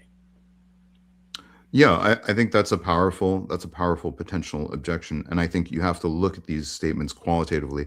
In which case, it is hard to get the quantitative criteria to really pan out when you assess all of these arguments. But let me just say that we're arguing this about people who are very, very much not teleologically, politically motivated. For instance, the Dalai Lama is not, he's not somebody who is. He seems to be a very morally pure individual. And I think what modern atheism is contending is that this presumes that the decision calculus is probably being made by based on actually, like, he's trying to at least be somewhat manipulative, or at least have some sort of a teleological justification for saying something that he doesn't really believe in. That's very hard to swallow about the Dalai Lama and Thich Nhat Hanh. These are not people who are interested in how popular their values are. They're not interested in broad appeal of their values. And they definitely are sort of, aware that there are many Buddhists who are very turned off by this. So I would argue that, at the very least, a lot of these figures, and moreover, there's a degree of veneration that's extremely high. I think if the Dalai Lama were to say something positive about Jesus, he could have just said, I think Jesus' teachings are really wonderful. But he goes way beyond that. He puts Jesus in the highest category of veneration possible in Buddhism, which is to say that he's the Bodhisattva. If you look at these points, if you look at these quotations qualitatively, I think the case becomes even more compelling. Let me just give you one example. Swami Vivekananda, who endorsed Jesus from the perspective of Hinduism. He said, if I were in first century Judea, I would have washed the feet of Jesus, not with anointing oils, but with the blood of my own heart. Now, that's a rhetorically compelling statement. Now, he could have just said, I very much like Christianity. I like the teachings of Jesus. And, I think there's a lot of great stuff there, Now, the fourth and final argument that I want to make, which I think decreases the credibility of this contention just a little bit at least, is we don't actually see this degree of veneration across Christian traditions. In other words, you don't see the Dalai Lama praising Joel Osteen. You don't see him praising other prominent or popular Christians. You don't see him praising Paul, the Apostle Paul, right? He doesn't say anything about the Apostle Paul. You don't see him praising the New Testament or other values or Christmas more broadly. I think that would be, if I were the Dalai Lama and I were interested in just in my own popularity, I would come to the United States and do a whole big Christmas thing. That's not what he's about. He's about a very specific set of religious, theological, and philosophical ideals. So there's at least several metrics that suggest that these figures are not broadly appealing to the West. Okay. And certainly, if you look at Gandhi, he was very interested in a different set of motivations that were, not teleologically political. But that's probably enough on that point. But I think it's a compelling argument to think about. I think when you look at the context of the quotations, and again, that semi-quantitative analysis, you see a lot of arguments that suggest that this is not purely people expressing admiration of Jesus just so that they can gain some traction. You're completely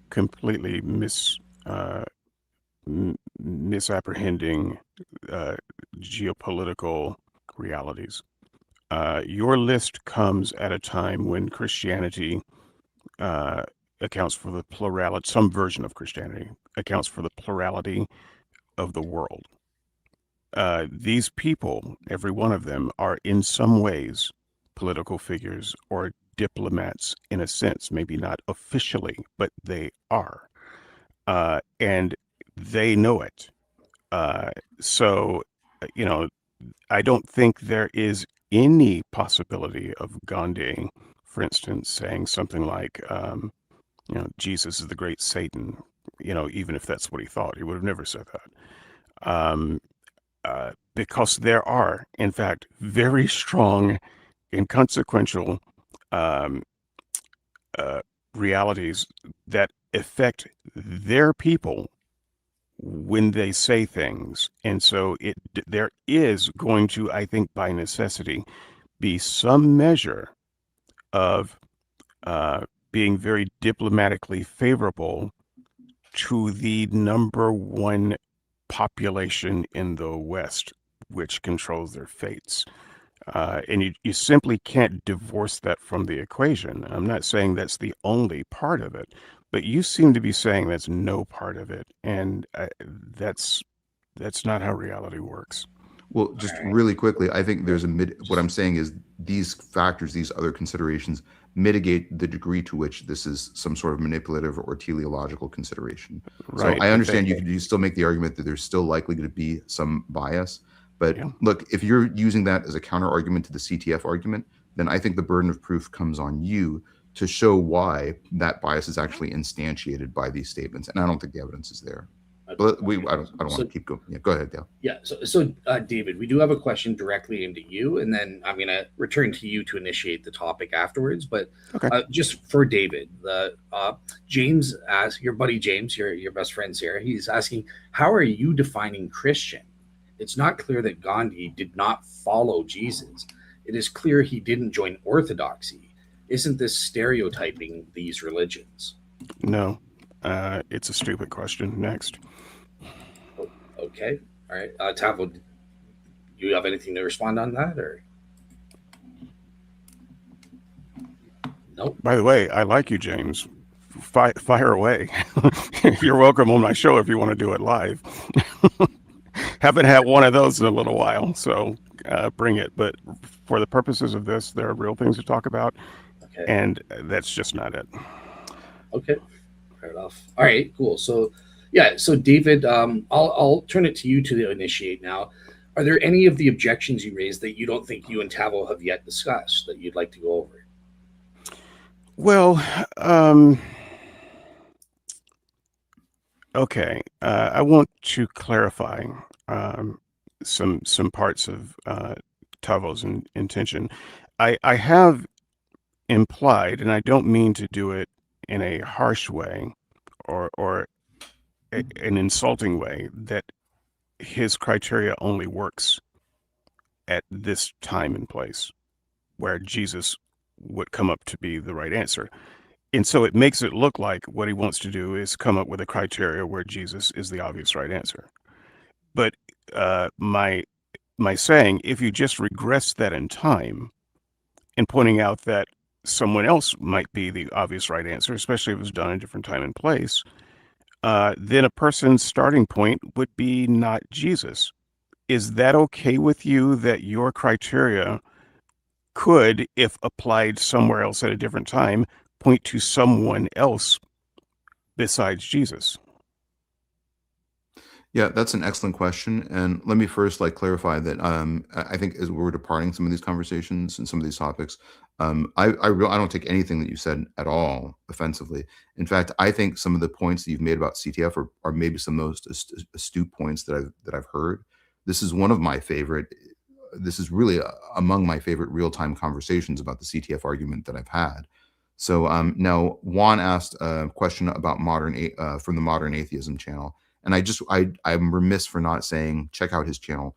It's really fantastic. The content that he puts out keeps getting better and better. And I think I'm going to be on that channel actually tomorrow talking about James Fodor's RHBS model. All right, now let me address your most recent question.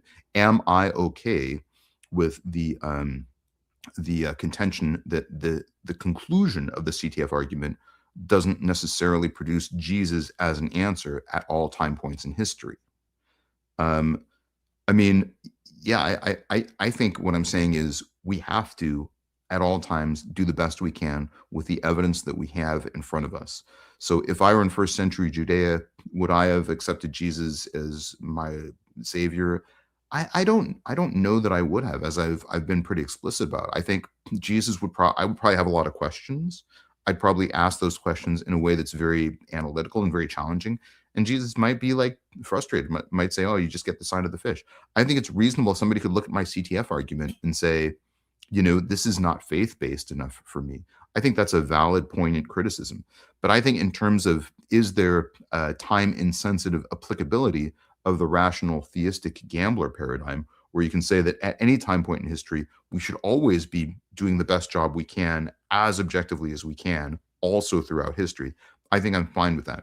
Now, there's another point that that you're not touching on that I think is a logical outcome of the point that you've said, and that is, what about the situations where we can't really say that we would come to the same conclusion, right? Like you talked briefly about newborn infants.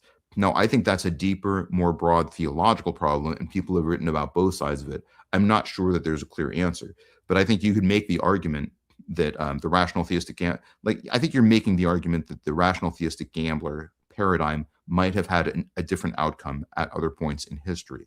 I think that's essentially no different than the argument that a lot of people raise, that what about people who were not Christian before the time of Jesus, right? These are people that, are they condemned to go to hell forever? Well, first of all, as I've articulated, I don't think Jesus ever teaches a version of hell that's not eternal conscious torment. I don't think Jesus advocates eternal conscious torment essentially.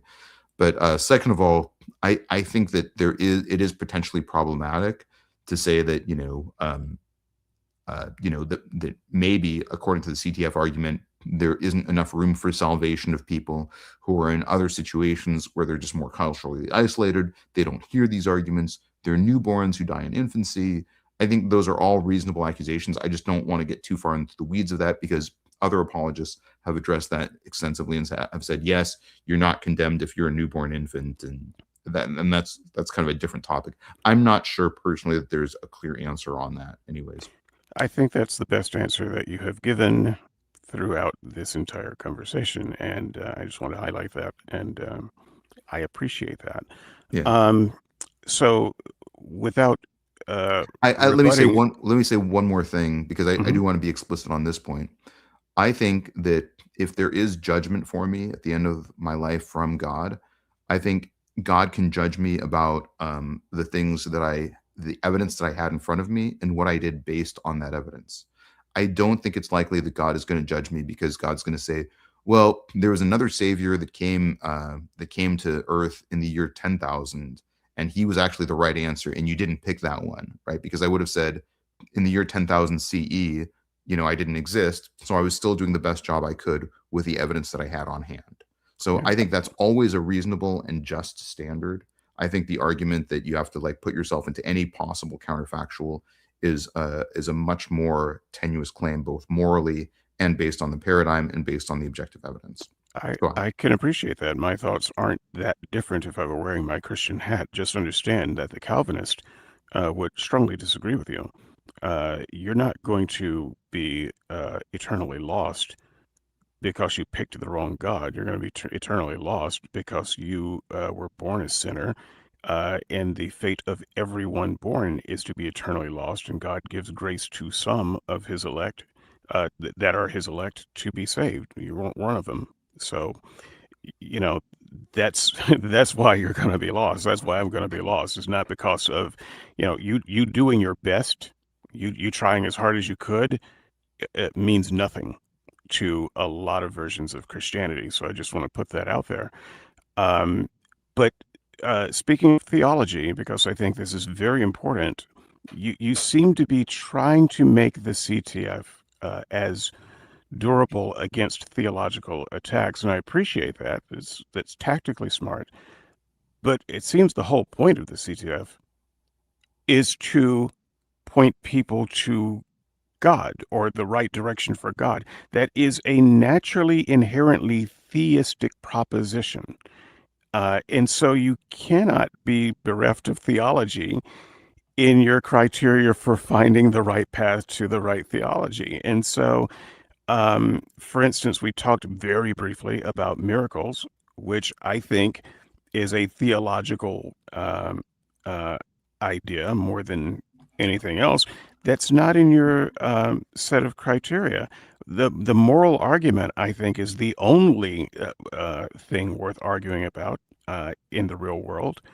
With or without a God, we still have the question of how we are to live and be the best, the best version of ourselves.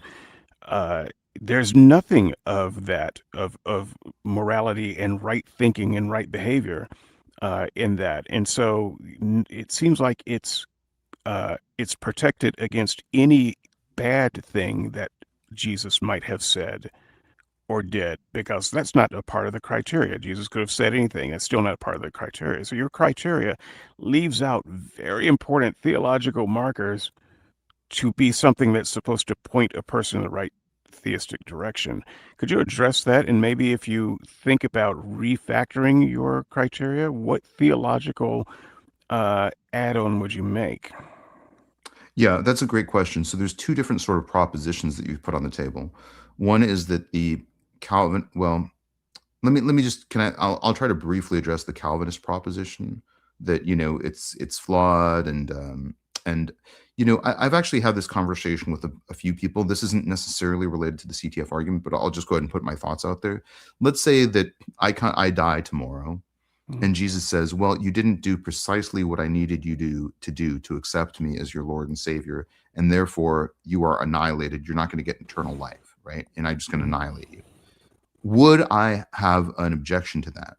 I think the answer is no. I don't know that I can say that's unfair, because it goes back to the parable of the vineyard owner who was hiring people to work in his vineyard. It's his coins. He can do with it what he wants. So if that's what God says, I'm going to say, well, okay, thank you very much. You gave me life. I wouldn't have had that life otherwise without you. So I'm grateful for the life that I've had. And if you're saying I don't deserve eternal life, who am I to argue with that? And I would be actually very content with that decision. Would you feel the same way if it was eternal conscious torment in the fiery pit of hell?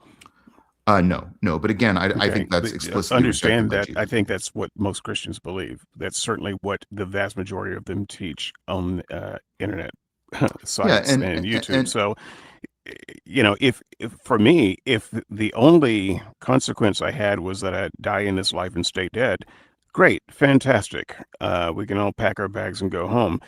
But that's not what the Christian is arguing. They're arguing for some kind of eternal conscious torment, whether it's pain physically or emotionally or something. It's something where you're going to feel like you're tortured forever. And if your interaction with God in this hypothetical doesn't include that, I think it doesn't address a lot of what Christians would be saying. So yeah, if I would agree with you, if all we're doing is I die and stay dead, cool. That's what's going to happen anyway. Yeah. I think that I actually think it's a little more nuanced than that. I think there's the question is, did you do the best? Did you make the best decisions possible with the evidence that you had? I think that's another, at least one other component of it. Now, I've been explicit that I think based on a neutral scholarly reading of the New Testament, I don't think eternal conscious torment is the necessary outcome of that reading. But that's probably a conversation for another day. I have made a video about that. But again, this is a hotly debated topic. And, but interestingly, this gets to the idea. You don't have to debate it. I wasn't trying to put you in a corner. No, I was absolutely. Mostly just addressing the thing where you said you would be okay with that. And I would say, yeah, but if you were thinking about it the way most American Christians think about it, you wouldn't be okay with that. I mean, look, I think probably a neutral scholarly reading of the teachings of Jesus is that he does want everyone to experience salvation. Sartre wrote a lot of brilliant stuff about that. I'm sorry, not Sartre, Kierkegaard wrote a lot of great stuff about that. Valentin Tomberg wrote a lot about that as well. But let's get back to the argument as much as we can. So, sure. So I think it's reasonable to say, what is the moral merit of each religion, and is there a way to score each of these 17 religions based on their moral merits? No, I actually think that's so. First of all, the problem with that obviously is that it becomes very subjective, right? Second of all, it becomes nearly impossible to weigh. Now, one of the criteria that I came up with, like I said, these are all criteria that I came up with initially, and I didn't know the outcome.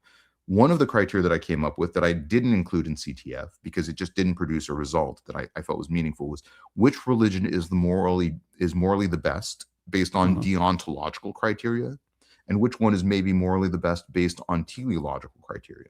So in other words, can we weigh the outcomes of each of these religious traditions? I think that's a really insightful question. I think a rational theistic gambler would say, what's the best moral religion, both internally and consequentially? I think those are really insightful questions. Unfortunately, You can't weigh it internally because it becomes, to my reading, extremely subjective. There's no way to make a criteria that cuts across all traditions. I could give you some guesses of where the ranking would turn out. I'm happy to give you those if you want. But and then the other aspect is consequentialism, and I think that would be a great way to weigh each religion. Which religion has done the most good for the world? I think, I think it becomes just very, very hard to weigh the consequences, because then do you look at primary consequences? Do you look at primary, secondary? Do you look at primary, secondary, and tertiary? Do you have to look at people who are upholding the religious systems themselves, or do you have to look at people who are expropriating the religion in a way to get power? There's certainly and the other reason I think that's problematic is because I think there's really beautiful teachings in several religions that get expropriated for acts that are morally repugnant. I'll just give you one example: the teachings of Buddha. Really beautiful, really pro-peace, but it is a dogmatic, doctrinal Buddhist belief that just killing is justified. And even the Dalai Lama has come out in favor of saying sometimes murder is justified, and he's been unequivocal on that point, right? Yeah, So the God what of is the Bible believes that too, right? So I mean, that's no, yeah, it's but going I'm to be just getting, problematic for all of them. but here's my point, and this is the real point: is if you look at how the teachings around nonviolence from the Buddha are actually applied and expropriated in modern settings, you still have acts of horrific, absolute repugnant violence, right? And so that's true of any religion. So then who gets judged for that? Is it the actual writings of the Buddha themselves? Is it the people who expropriate those writings in ways that are contorted? Who's to say when a reading is contorted? So again, I think that it's a compelling set of criteria. I sometimes actively still toy around with it and monkey around with it, but and then I think you also have things like, let's look at 2 Kings 2, where it talks about the bear mauling, right? Elijah, I think, says like these kids are making fun of Elijah, so he curses them, and then a bear comes and mauls those kids, right? And now it's 2 paragraphs. There's no context whatsoever. It's hard to know what he's really talking about there. And I think it's just, do I take that as a moral indictment of God? Like, did God actually send those bears? It's not really clear from a neutral reading that. So I think it becomes very, very murky. Do you take that passage and say God is in favor of bear maulings of children in all situations? Wow, how's it murky though? I mean, you're right that it's just a couple of paragraphs and there's no context, but it's not murky. It's very plain and straightforward. It's in its simplicity. It's only murky if you want God to not be guilty. Well, but if you're just reading the story, the story is the story. Well, God doesn't actually, based on my recollection, based on a neutral scholarly reading of 2 Kings 2, I don't know that God actually sends those bears to maul the children. God's the only one who could. That's the natural entailment there. The prophet has no power except what God gives him. So he's the only one who could. It doesn't say that God actually sends the bears, though.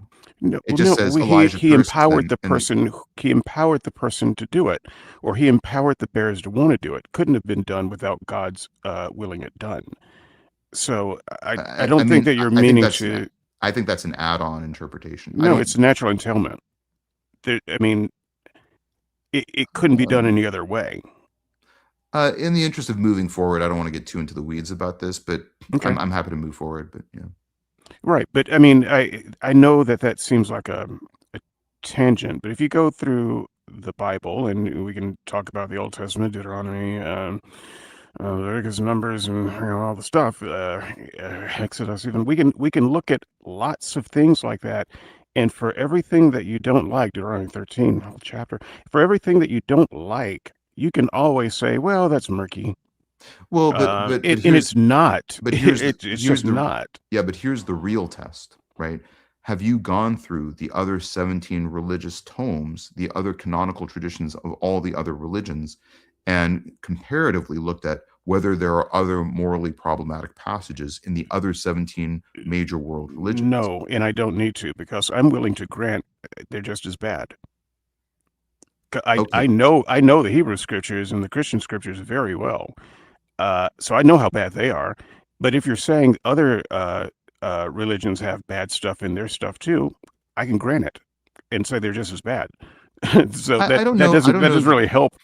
I don't know that I would say that they're just as bad. Like I think the Jainism philosophy Jainism is really beautiful, right? But I think there are other teachings in other religions that I'm not gonna mention. But Islam, yeah, they're terrible. well, Uh, I specifically avoid talking about Islam. That's for I personal appreciate reasons. that. Yeah. You don't have to say Voldemort. I will. Voldemort, Islam. That's just what it is, and we can look at it. We don't need to be that much of a historian because it plays out in our real lives in real time. So yeah, they have no power over my language.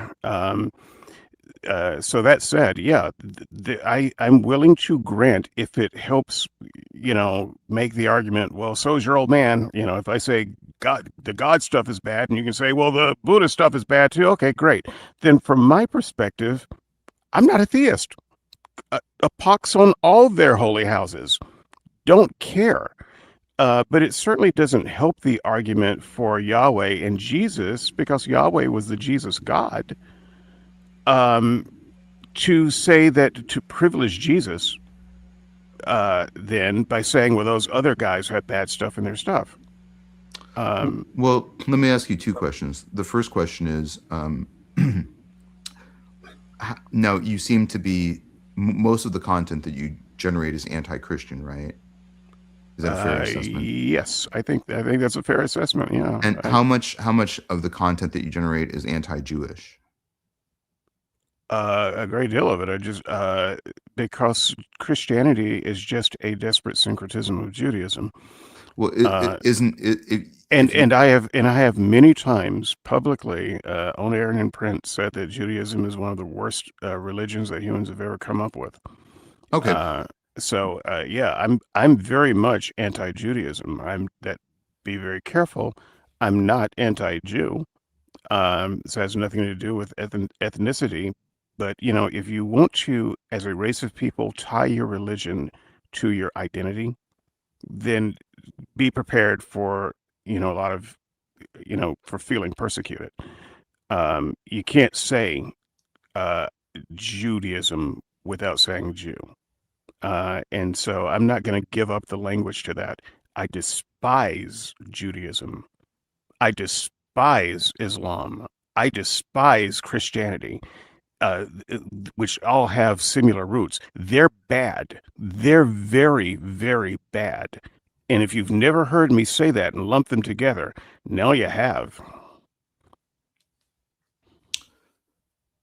Well, we're a little far off topic, Dale. So I'll turn it back over to you unless there's anything you want me to like really respond. Yeah, to but you never did answer the question I asked you, which is if you were going to install a theistic criterion to your list, what would it be? You've given me reasons why you can't install moral ones, but right now, if I were to summarize, your criterion, which it can't. This is not fair to do because each one of them have to be taken seriously separately. But it really feels like, well, the religion with the most adherents wins, which is not any kind of criterion for anything. It doesn't point you to a God. It doesn't point you to truth, which is why I can grant all of them. In order for this to be really interesting to pointing to a God, it has to include something about a God. And so what criterion could you add that would make this more a pointer for a theistic searcher? All right. Tavo, it's up to you if you want to answer that or not, and then I'll step in. But yeah, do you want to answer, David? I'll try to quickly answer that. You're welcome to suggest a theistic criteria. If you're saying it kind of depends on how you mean that. If you're saying I should put things into the argument that point towards theism, if that's what you're saying, like there should be a theistic yes or no branch of the argument. If that's what you're saying, that's definitely not the intention of the argument. Now, the reason why I think it's justified to not have that be the intention of the argument is because I've had conversations with people where say this argument is not valid because it doesn't address the first question, which is should I be atheistic or theistic? Now, the reason why I don't address that question specifically is because I think there's plenty of content on that, and I don't know that I have a super novel perspective. The other reason why I don't feel the obligation to address that is because I could see debating somebody and they put any number of infinite questions ahead of the question that I'm asking. What I'm really asking is, from a theistic or deistic worldview, which religion is the source of, which religion has basically the most objectively quantifiably confidence that it's the best epistemic starting point. Okay. Now, I could see somebody saying, well, shouldn't we argue that whether or not we could know things first? Shouldn't we argue what knowledge is first? Shouldn't we establish all these other things? So I think you could throw an infinite number of questions in front of that question, and it would just be a set of distractors. So that's why I don't get into the atheism versus theism debate personally. And I appreciate that, and I wouldn't. That's not what my question was getting at, and I just want to be clear. I'm putting myself in the mindset of someone who is a theist, looking at your argument to find a starting point. And whereas your argument clearly points to Jesus as an interesting world figure that should probably be studied, there's nothing that attaches that to theism. It's just, he's just a guy. You know who else is interesting to study? Gandhi is interesting to study. Martin Luther King is interesting to study. My question is, what would a theistic criteria be? So here's the reason why I don't think Jesus is just interesting to study. Now, I do think he's a starting point with high epistemic confidence, but what I'm arguing for there is basically that he has the best claim out of any theological figure anywhere in history of being one that had divine authority. Now, I think that in and of itself is an interesting that right thing. there. That right there is the thing that's been missing. That your argument points to Jesus as the most likely person to have divine authority. That statement is clarifying.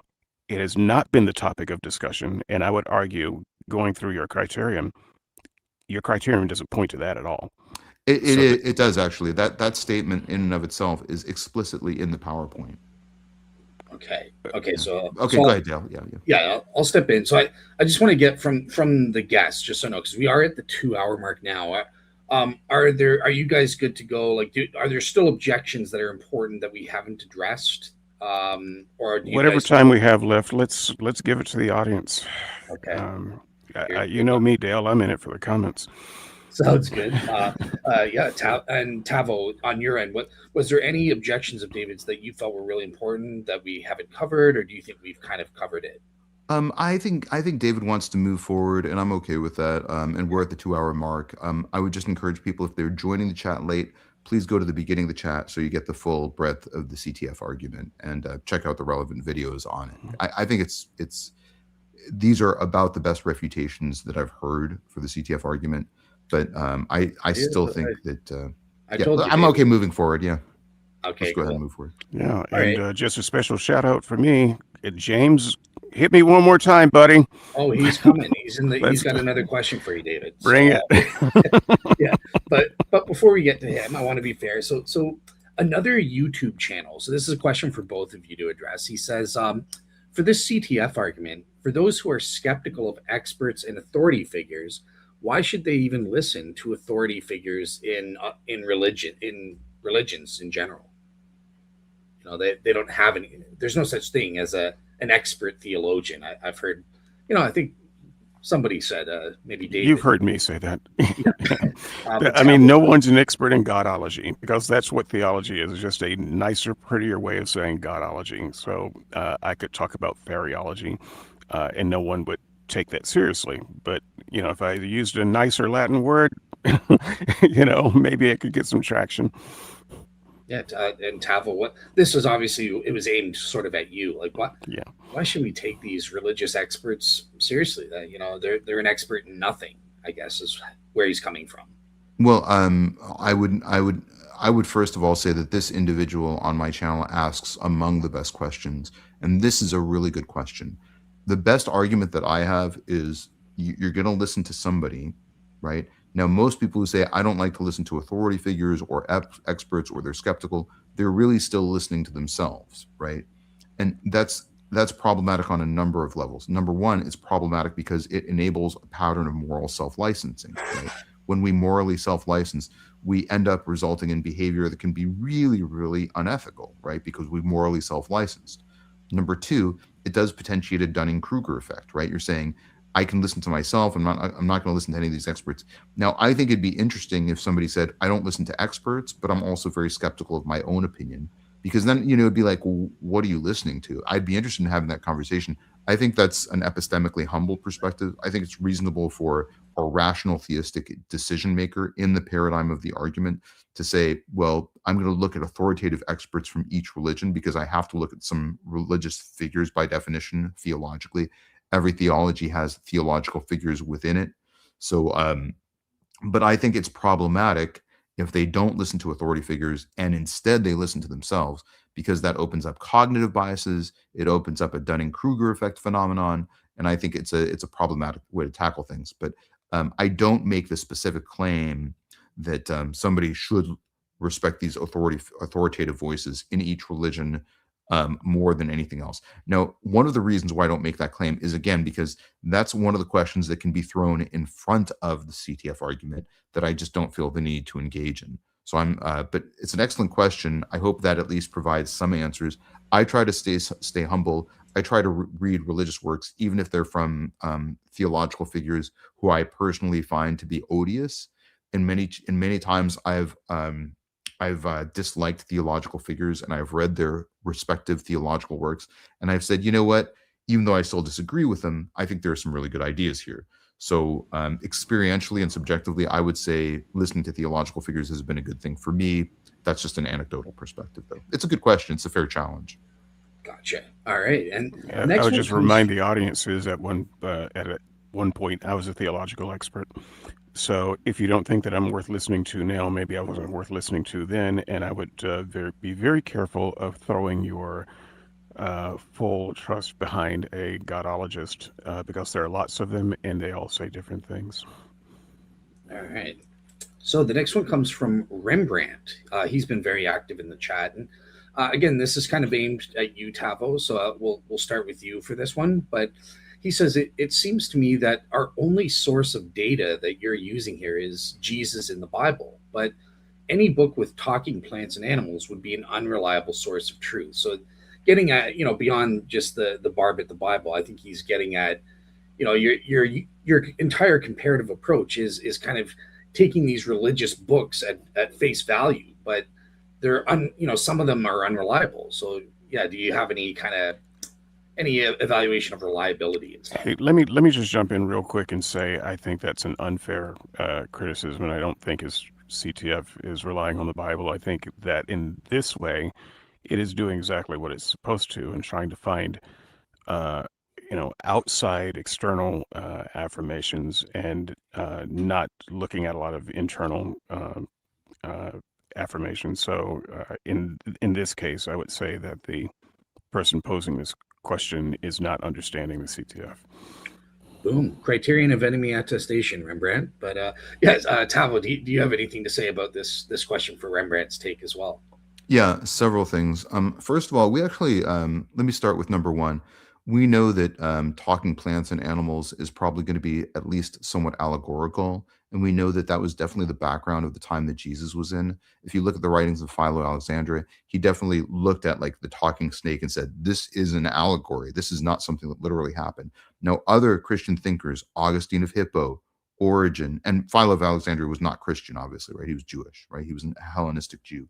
And in fact, the entire school of Judaism in Alexandria was predicated upon allegory rather than literalist interpretations. Now, very early on, Christians like Origen, Augustine of Hippo, Justin Martyr, all took things in the Bible and regarded them, and many, many, many, many others, too many to list, all took things in the Bible and regarded some of them as metaphorical or allegorical. Okay, so that's important to note. Now, what happened in the late 18th and early 19th century, and to a lesser extent, and actually it culminated probably in the 20th century, is you had people who were very interested in replacing Christian theology with a verbal and plenary interpretation school of thought. And that culminated with the Niagara Creed, which I think was around the year 1900, right? And then it progressed further to the Chicago Statement on Biblical Inerrancy in 1979. But I just want to acknowledge that that was actually funded by specific individuals who were influencing Christian theology at the time. You had about $300 million that went into the Christian community in the United States that was funded by Milton and Lyman Stewart, right? And those were two individuals who were oil tycoons. Talk about not being a theological expert. They had no credentials in theology whatsoever. And they did try to basically replace Christianity with a very, very fundamentalist version of Christianity. So I would just say that up until recently, we did not think of the Bible as a book with talking plants and animals. Okay, now that's my first point. My second point is I do explicitly try to look at other sources other than the Bible as extensively as I possibly can. So you should check out my conversation with History Valley. That's one of the main things I'm interested in. If you look at the Telia Yeshua or the Toledot Yeshua, there's definitely a Jewish tradition about Jesus, that there's an oral core of that tradition that probably dates to the 2nd century, if not earlier. So we know that there was a Jewish anti-Jesus, sort of anti-gospel or anti-Christian polemical response that developed very early on. So we also know from the Talmud that there are about, I think, 6 or 7 attestations about Jesus in the Talmud, that there's healing miracles in the Talmud. I didn't get to this in the PowerPoint, but it is one of the slides that I talk about, that there are a lot of antagonistic attestations about Jesus. The Gittin 37a talks about Jesus being submerged in boiling excrement for all eternity, right? That's in the Talmud. That speaks to a very high degree of dislike towards Jesus from the Jews. And yet, at the same time, there's other statements in the Talmud that specifically note that Jesus had good intentions for the Israelites, that Jesus had good aspirations, at least. And also, when you look at what the actual miracles of Jesus were in those bodies of canonical Jewish writings, we only really have evidence for Jesus being a miracle healer, right? There's other other miracles of Jesus that are non-canonical, but if you look at the canonical Jewish writings, the only miracles that they talk about are healing miracles, which, by the way, are not Christian documented healing miracles. For example, I think it's Shabbat 107b talks about a healing miracle that is definitely not anywhere in the Christian canon. Now, I'm not saying that you can take these sources at face value, but I am saying that there's a core Jewish tradition that is antithetical towards Jesus that gives us some really interesting evidence. I think the testimony of Celsus, the Ben Pantera tradition, which is too extensive to get into here, are all antagonistic sources. Also, it's really important to note that when I look at attestations, again, I am looking at evidence-based attestations, right? And one of the examples I gave earlier with Quadratus still stands. Quadratus was writing to an emperor. He wasn't writing to a community. He wasn't proselytizing, right? But what his claim was is that there's people who are healed by Jesus. I've interacted with these people, and I'm now going to tell the emperor that those people still exist. That, to me, is an attestation of the healing miracles of Jesus that's outside of the Bible. Now, that's just one example. And I've made other videos on that, so I don't want to go into too many more examples. But I think that looking at the Bible as the only source of Jesus is a flawed perspective. Now, the very last thing that I'll say about this is that I don't necessarily ascribe to the belief that everything that Jesus said in the Bible is a verbatim quotation from the Bible. And I don't know any scholars who agree with that perspective. I have enumerated a set of major and minor criteria where I think you can rank some of the statements of Jesus in terms of confidence that he actually said those statements. Not literally, not verbatim, but definitely that he said some of those statements. And I have a video coming out after that. So I hope you stay tuned and check out the content on my channel, because hopefully my next video is going to go into a little more depth about that question. Awesome. All right, cool. So this one, I'm a little afraid to bring it up after how it went last time, but David, your good buddy James, has a question for you, and Tavo, you can answer afterwards. But he's saying, look, David, aren't you just anachronistically forcing modernisms into the text? If Torah was Pareto optimal in the ancient Near Eastern context and embedded a vector toward universals like abolition, isn't it valid? I don't understand what some of those words mean. Dale, translate. Yeah, so James is a statistician. So he says, to put it another way, in the ancient Near Eastern world, trade-offs had to be made to get a Pareto optimal stability. I don't know. What is a Pareto optimal stability? I don't know, to be honest. But okay. We should not expect forced universals that could not be applied. So in a world of so what do we mean by forced universals? I think he's referring to, remember how you were saying the criteria need to be universally applicable and equally applicable at all times in all places, stuff like that. But he's talking about in the biblical world, it was a world of trade-offs, so we shouldn't expect that. I think that's what he's asking. Okay, and then if it's a world of trade-offs, then the whole idea of criterion and different criteria for different times is just subjective. You've failed at the task of getting an objective criteria if it's different for different people at different times. Is by its nature subjective. So your criteria, you could make it something like everyone should do the best they can with the information they have and be done with that. But if you're trying to come up with a very specific objective criteria, then if it's objective, then it has to be that for everyone at all times. Otherwise, it's situational, it's circumstantial, and it's not really criterion. All right. Yeah, Tavo, do you have anything to say about this from James? Yeah, I think this is a huge indictment of David's perspective throughout this debate. Is he doesn't have any Pareto optimal stability. That's my biggest criticism. Can you explain what is that, just for the audience? I don't know, but I know that David has none of it. Okay. No. I think you're right. I mean, No. I'll tell you, my understanding, and this is just a rough understanding of Pareto optimal stability, just for the audience, is that it's kind of an idea of, it's a teleological criteria based on the greatest good for the greatest number without inducing any harm. So in other words, what can we do to maximize efficiency of distributing resources and optimize fairness around that distribution without harming any one population? So it's actually a good criteria. I was being a little cheeky with what I said about this being an indictment of David's arguments, obviously, but I think James was just kind of getting back at me for saying that his last question was a stupid question, and so he wanted to bring out some stupidity in me to embarrass me. It doesn't, but James, if you do want to make a biting, witty question with some with some spice behind it, feel free. Just make sure it's something that I can actually understand how I'm being insulted. Look, it's not really fun if you don't know.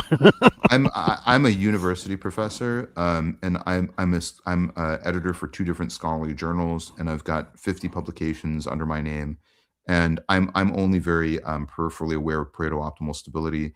And I'll tell you that I've looked at some of James' emails very much with some of his.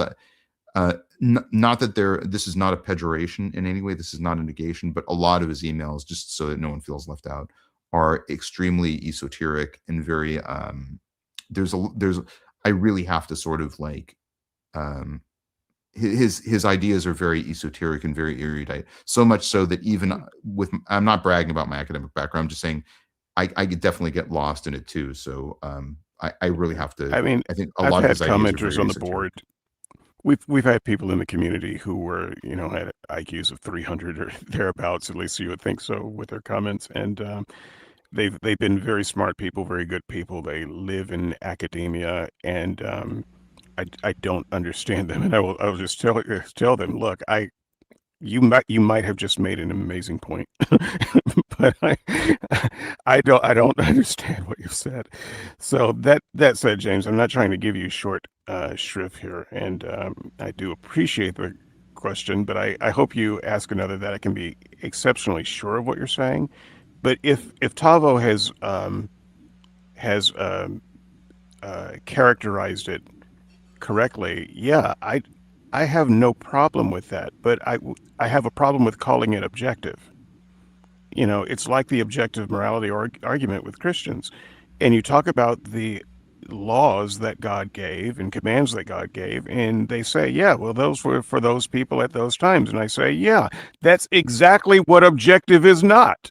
So I don't, so you can argue it's situationally, culturally, a good criteria for different places and different times, and then they have to come up with their own criteria, and then that would be good, and then at a different time they have to come up with their own criteria, because we're all trying to maximize the good and eliminate the harm. But what you can't do is say that any set of criteria is objective if it's not the same criteria for all people at all time.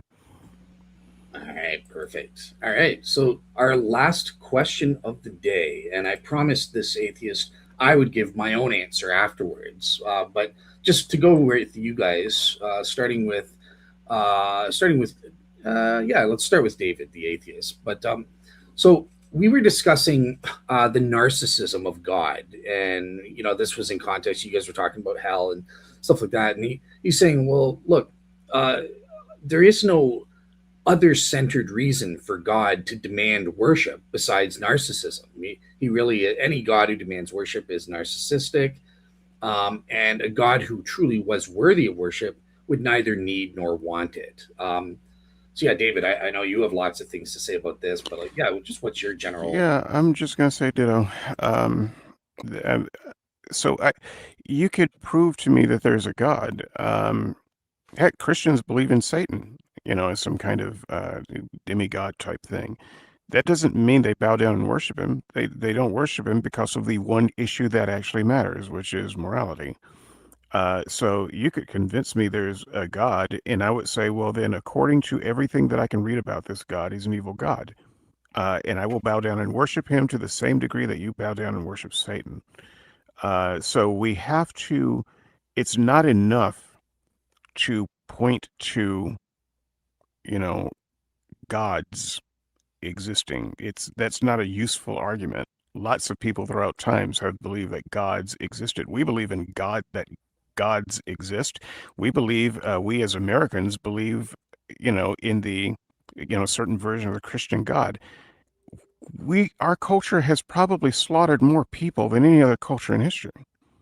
And we can do it so easily and from a distance because of where we are in time and technology. Our commitment to the God of the Bible does not, in fact, address our morality in a way that is meaningful to me. And so I would simply say that if your God is real and that your behaviors are such that this God is pleased with you, I want nothing to do with him.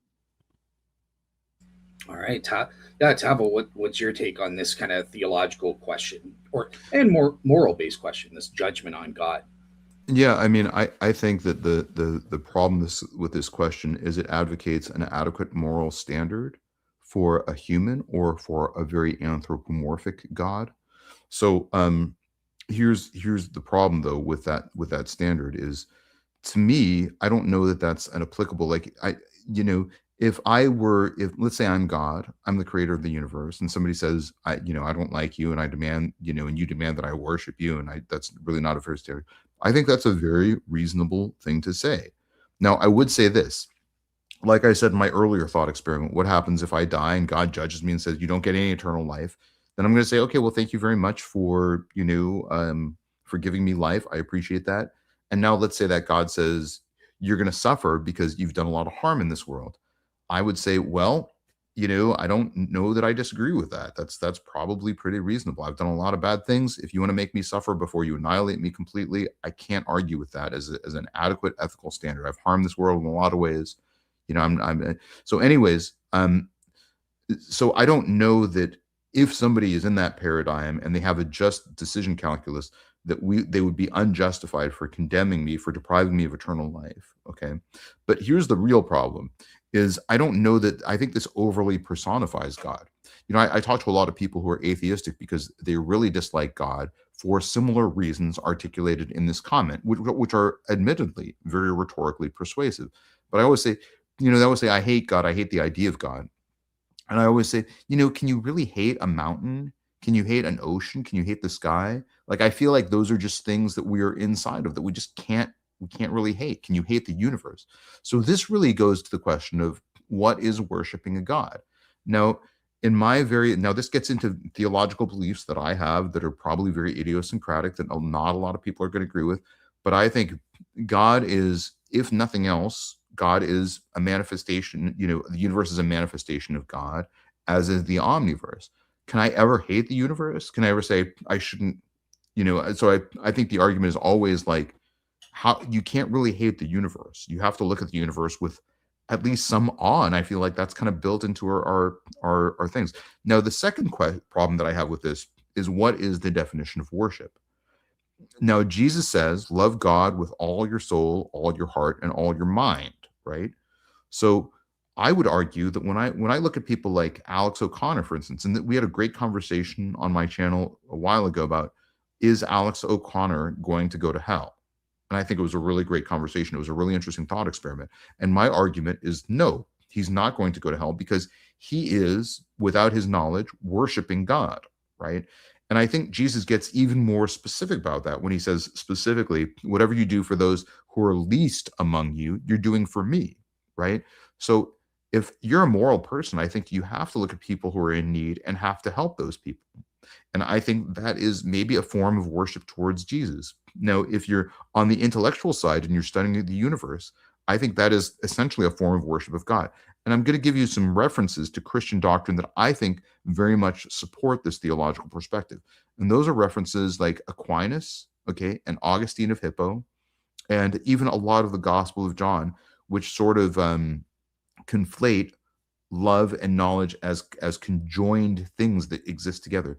In other words, the argument is, and many Christian thinkers from very early on to many non-Christian thinkers like Bertrand Russell have argued for very similar ideas, which is that love and knowledge are conjoined things. In other words, you can't love something without knowing it, and you can't truly know something without loving it, right? So to me, am I doing a good job of worshiping God? In some senses, no, because I'm not very good at loving God with my soul or my heart. I'm not really good at doing anything with my soul or my heart, but I am studying. I am learning about the universe, and I think that's what God would ask of me. I think that's in some ways a way of worship which is very meaningful. Now, I talk to a lot of Christians who their form of worship is much more distant reverence. And, I don't think that's an invalid form of worship, nor do I want to invalidate their own theological experience. But I have to say that if you had the choice, and I wrote an entire book about this, so this, I hope I'm not being too long-winded, but if you have to make the choice between having a wife who absolutely venerates and extols you and just worships the ground you walk on, or a wife, or I should say partner, just to keep the conversation broad, and I apologize for my use of gender normative language, but if you have the choice to have a different partner who instead really wants to get to know you, they want to know everything about you, they ask you a lot of questions, I think most people would probably choose the latter, right? And so if you believe that love and knowledge are conjoined things, and that God and the universe are sort of conjoined things, then I think the definition of worshiping God becomes something that's much more applicable to a broader society. I don't think you need to bow down and, prostrate yourself before a distant idea necessarily but I hope that helps a little bit. I don't think we can overly personify God in the ways that this question at least presupposes. It's a good question. I think it's rhetorically compelling. I think from my theological lens, it's not as applicable. And I would criticize a theological lens that on either side, on either the theistic side or the atheistic side, that overly or excessively personifies God. I think if you're personifying God and anthropomorphizing God to this degree, that can be harmful from a number of perspectives. That was probably too long-winded. I apologize. Go ahead, Dale. Yeah, no problem. So I'll give you a very brief answer then, just to counterbalance Tavo kind of thing. But yeah, great answer from you, Tavo. I really appreciated that because, yeah, narcissism is just being concerned with your own self and to the detriment of others. And this is not what the relationship, mutually beneficial relationship that happens between human beings and God when we worship Him. What is worship? It comes from the Old English, just in Anglo-Saxon means worth a ship. You are ascribing the proper, appropriate amount of worth or value to God. And God is the ultimate being. He is the really maximally great being, the ground and source of everything that exists, including goodness and stuff like that. So there's nothing narcissistic about God wanting people to ascribe the proper value that He's due and that sort of thing, and people valuing it. And especially because human beings, it's been proven scientifically, we benefit when we do this. So just take one of the aspects of worship here, gratitude and praise for all of the good things God has done for us. That's good for us. And it's the same on the human level. You mentioned, well, Superman, he would not want the proper gratitude. So you're telling me Superman would save someone's life and he wants that person to stick up the middle finger and say, F you, Superman, you stupid, bastard. Why did you save me? No, He wants the appropriate gratitude. Thank you. You used your powers to save my life. I'm grateful in the appropriate measure for what you did. How much more grateful should we be to the creator of the universe who created you, gave you life, made you in the image of God, a moral agent, an aesthetic agent who can appreciate the beauty of the world and all these other things? It's ascribing the appropriate amount of value and worship to and gratefulness to us. And by the way, this will sound controversial, but it's not for me.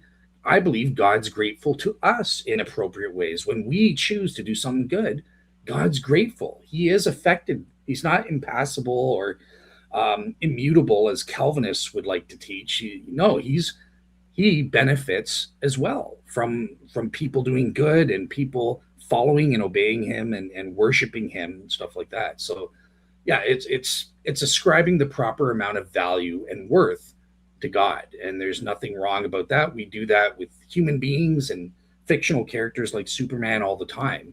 It's just God is unique in that only he qualifies for worship because of he's the ultimate being. He is the real maximally great being. He is the ground and source of everything, and that's why he has that special word, worship, kind of thing that applies only to him.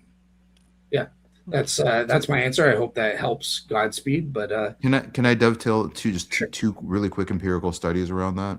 Yep, sure. The first study is from well, I won't go into a specific study, but there are a lot of studies which are systemic No. meta-analyses that do If underscore you know the specific studies, mention them if you can. I know that Hummer did a study in 1999, which was an interesting meta-analysis, and other people have done similar studies.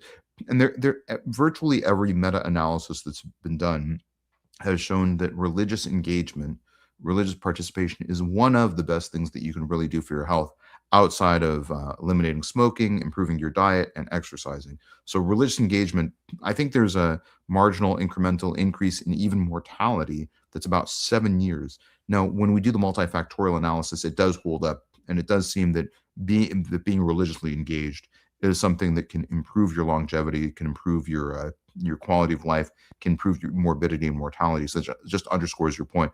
The other studies are from Pew Research, which have shown that there is a marginal incremental improvement in moral fiber to some degree by being religious, I would argue. Now, that's evidenced by donation to causes that are charitable.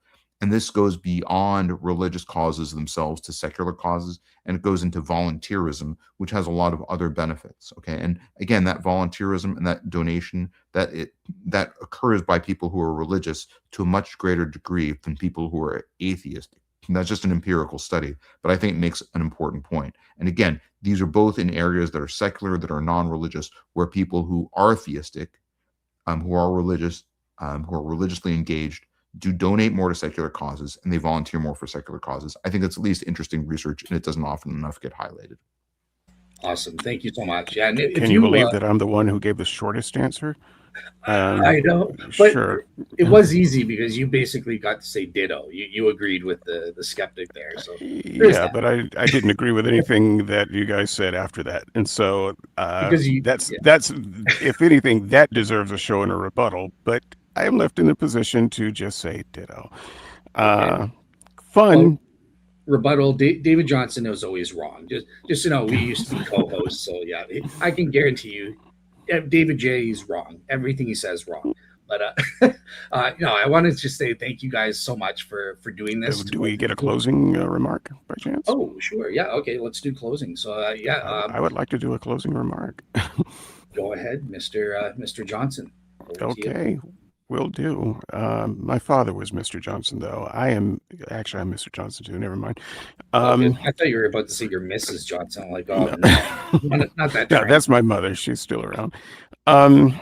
So there's a term that Tavo uses in this, and I've forgotten the term, and I would like you to refresh me on that term, Tavo. It's the one with the gambler in it.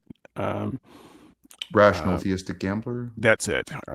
The rational theistic gambler.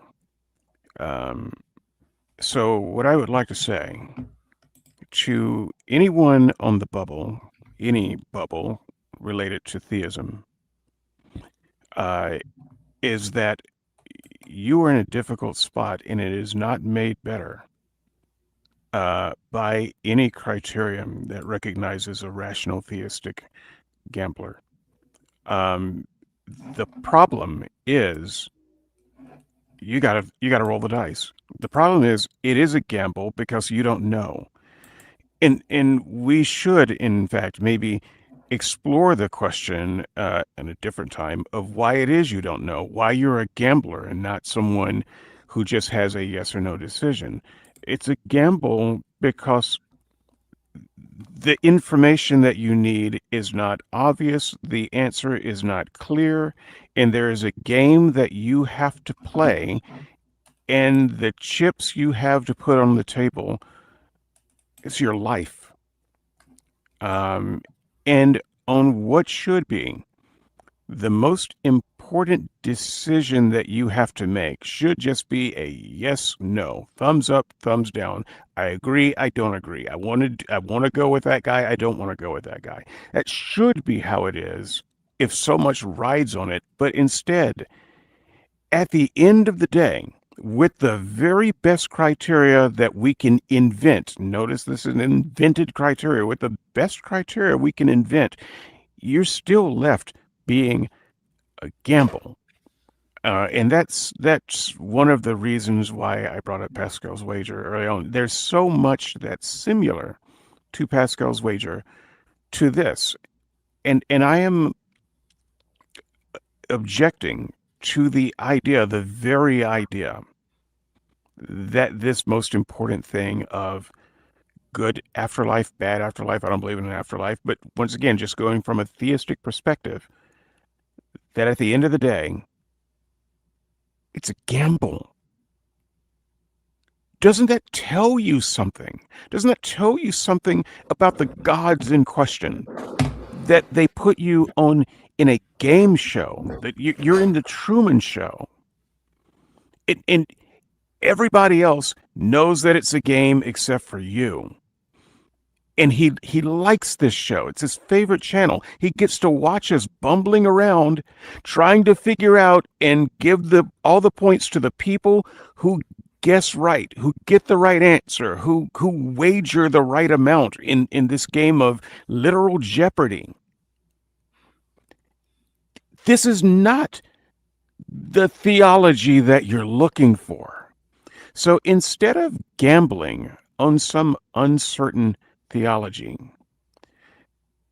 put your chips back in your pocket. Join the real world of uncertainty, but the real world nonetheless, of your fellow human beings doing their very best to carve out the best reality for themselves and their posterity, be the best version of the species that we are together, instead of gambling on a fairy tale for a God who has no intention of giving you a real answer.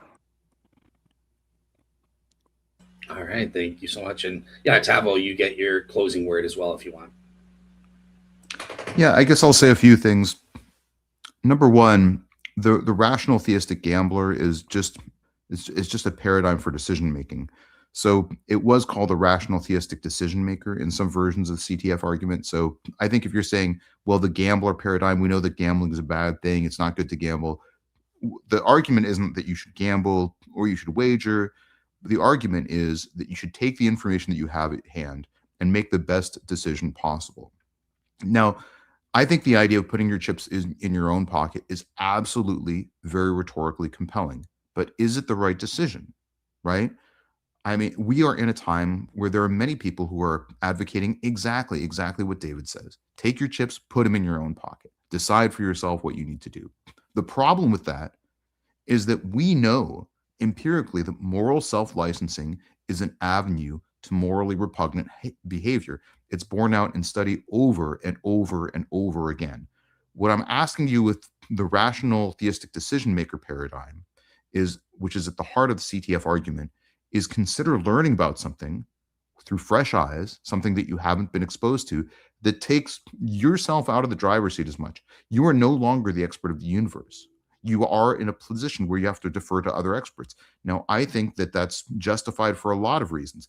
I think telling people put your chips in your own pocket, that's very rhetorically compelling advice. Join the real world. Absolutely rhetorically compelling. But everything that I look at in the CTF argument is objective. It's real. And it brings the ball out of your court and into the court of people who are the greatest minds in human history, right? People who are objectively the highest ranking scholars, people who are objectively authoritative theological experts, right? And we're looking at the greatest minds in history objectively through several rankings. We're looking at the most productive, most influential scholars in history objectively. So yeah, you're taking some of your coins out of your pocket. You're putting less of your own authority in behind the driving wheel. You are to a lesser degree becoming the moral pilot of this situation. But on the other hand, you're benefiting from the expertise throughout history. You're benefiting from historical academic scholarship. You're benefiting from principles that work in every other avenue of historical scholarship. And you're benefiting from the expertise of the greatest minds in history, the greatest philosophers, the greatest, most influential postmodern thinkers. And you're benefiting from some of the most influential ideas that humans have ever voiced throughout any epoch of history. I mean, you're gambling something, but let me tell you, if you put your chips in your own pocket, you're gambling on yourself. Most people would rather do that. I talk to a lot of atheists and a lot of theists on my channel, and I would argue that most people have supreme, utter, complete 100% confidence in their own perspectives. But that's exactly the problem that we have in today's world. Everyone believes in themselves, and no one admits that they are in a perspective where they ought to be intellectually and from a scholarly perspective more humble. And that's exactly what the rational theistic decision maker paradigm forces you to do. It forces you to take out your own subjectivity and put yourself in a position where you're more objective. All right, perfect. Yeah, thank you guys so much. That concludes our debate for today. I think it was a great one with good points made on both sides for each to interact with. So yeah, I'm really excited and happy with this debate and how it turned out. Yeah, David, really fantastic conversation, David. Thanks so much. Thanks so much for facilitating. Absolutely. Yeah. Look, I disagree with your arguments, but I like you. And I know that I came in a little bit more strongly than I do on shows these days. But I've also listened to your other shows, many of your other shows. And I think that guests who disagree with you have been a little bit soft on their disagreements and exactly where they are. And I think that has done you a disservice. And I did not want to come in giving you the soft bigotry of low expectation. I want you to see where an atheist like me will have the problems, and even a former Christian like me, where even Christians who are actually theistic searchers might have a problem. But that said, I want you to put that aside to the best you can, and recognize that I'm highly impressed with you as an individual and an interlocutor, and I would love to share another conversation with you at some time in the future. Me too. I hope this is the start of a friendship, and reach out to me anytime. We're on each other's email lists, and so feel free to reach out anytime. I'd love to contribute to your channel in any way. I recommend people check it out. There's some really fascinating content. There's a lot of arguments that you have, I think, that are very, very, very, very compelling that you've made in your own channel. So people definitely check those out. Awesome. Putting people together, that's my role. But yeah, so just so the audience knows before we go, this week I'm going to be very tired and exhausted because I've got 5 podcasts just worked out with postponements and cancellations. But just to let you guys know, so on Tuesday, March 10th at 3 p.m., tune into Dr. Mike Lacona's podcast because I'm going to be a guest star along with a couple of others to speak about the Shroud. He wants to, he's been impressed with my knowledge and their knowledge on the Shroud. So he's going to be doing a first show in his podcast on the Shroud of Turin. Then on Wednesday, March 11th, beloved David Johnson will be returning for another debate with another Christian friend of mine, Phil Bear. And that's going to be hosted on Phil's podcast because he has the the restream, and I've only got 20 hours free on StreamYard, so I have to do it on other platforms and stuff to make up the time. But David, you guys are going to be debating the naturalism and the epistemic limits of knowledge. Basically, say it's impossible. Atheists can't have knowledge because it requires God to exist as a precondition, basically. So, yeah, I think you guys are debating that on Wednesday at 1 p.m. And then on Thursday, we've got Dr. Tony Costa talking about biblical archaeology. That's at 7 p.m. And then on Saturday the 14th, Tavo, you'll be coming back to join me with Phil Bear. And you guys are going to be discussing, basically, you're going to be playing the role of the skeptic this time, because you've got some issues with biblical Christianity when it comes to things like homosexuality or, some of the specific teachings. So, Phil said, well, yeah, let's do a Grill a Christian thing and have Tavo and we can interact and engage on that front. So that's on the 14th, right, Tavo? Yeah. Looking forward to that. I'm on the opposite side of the fence, so I'm really excited about that. I'd love to be a fly on that wall. Yeah. Well, yeah, you're free to tune in and stuff like that. But yeah, I think I'm missing one, but that's enough for now. You'll see them as they come out. But yeah, great show, everybody, and God bless and have a great weekend. Bye-bye.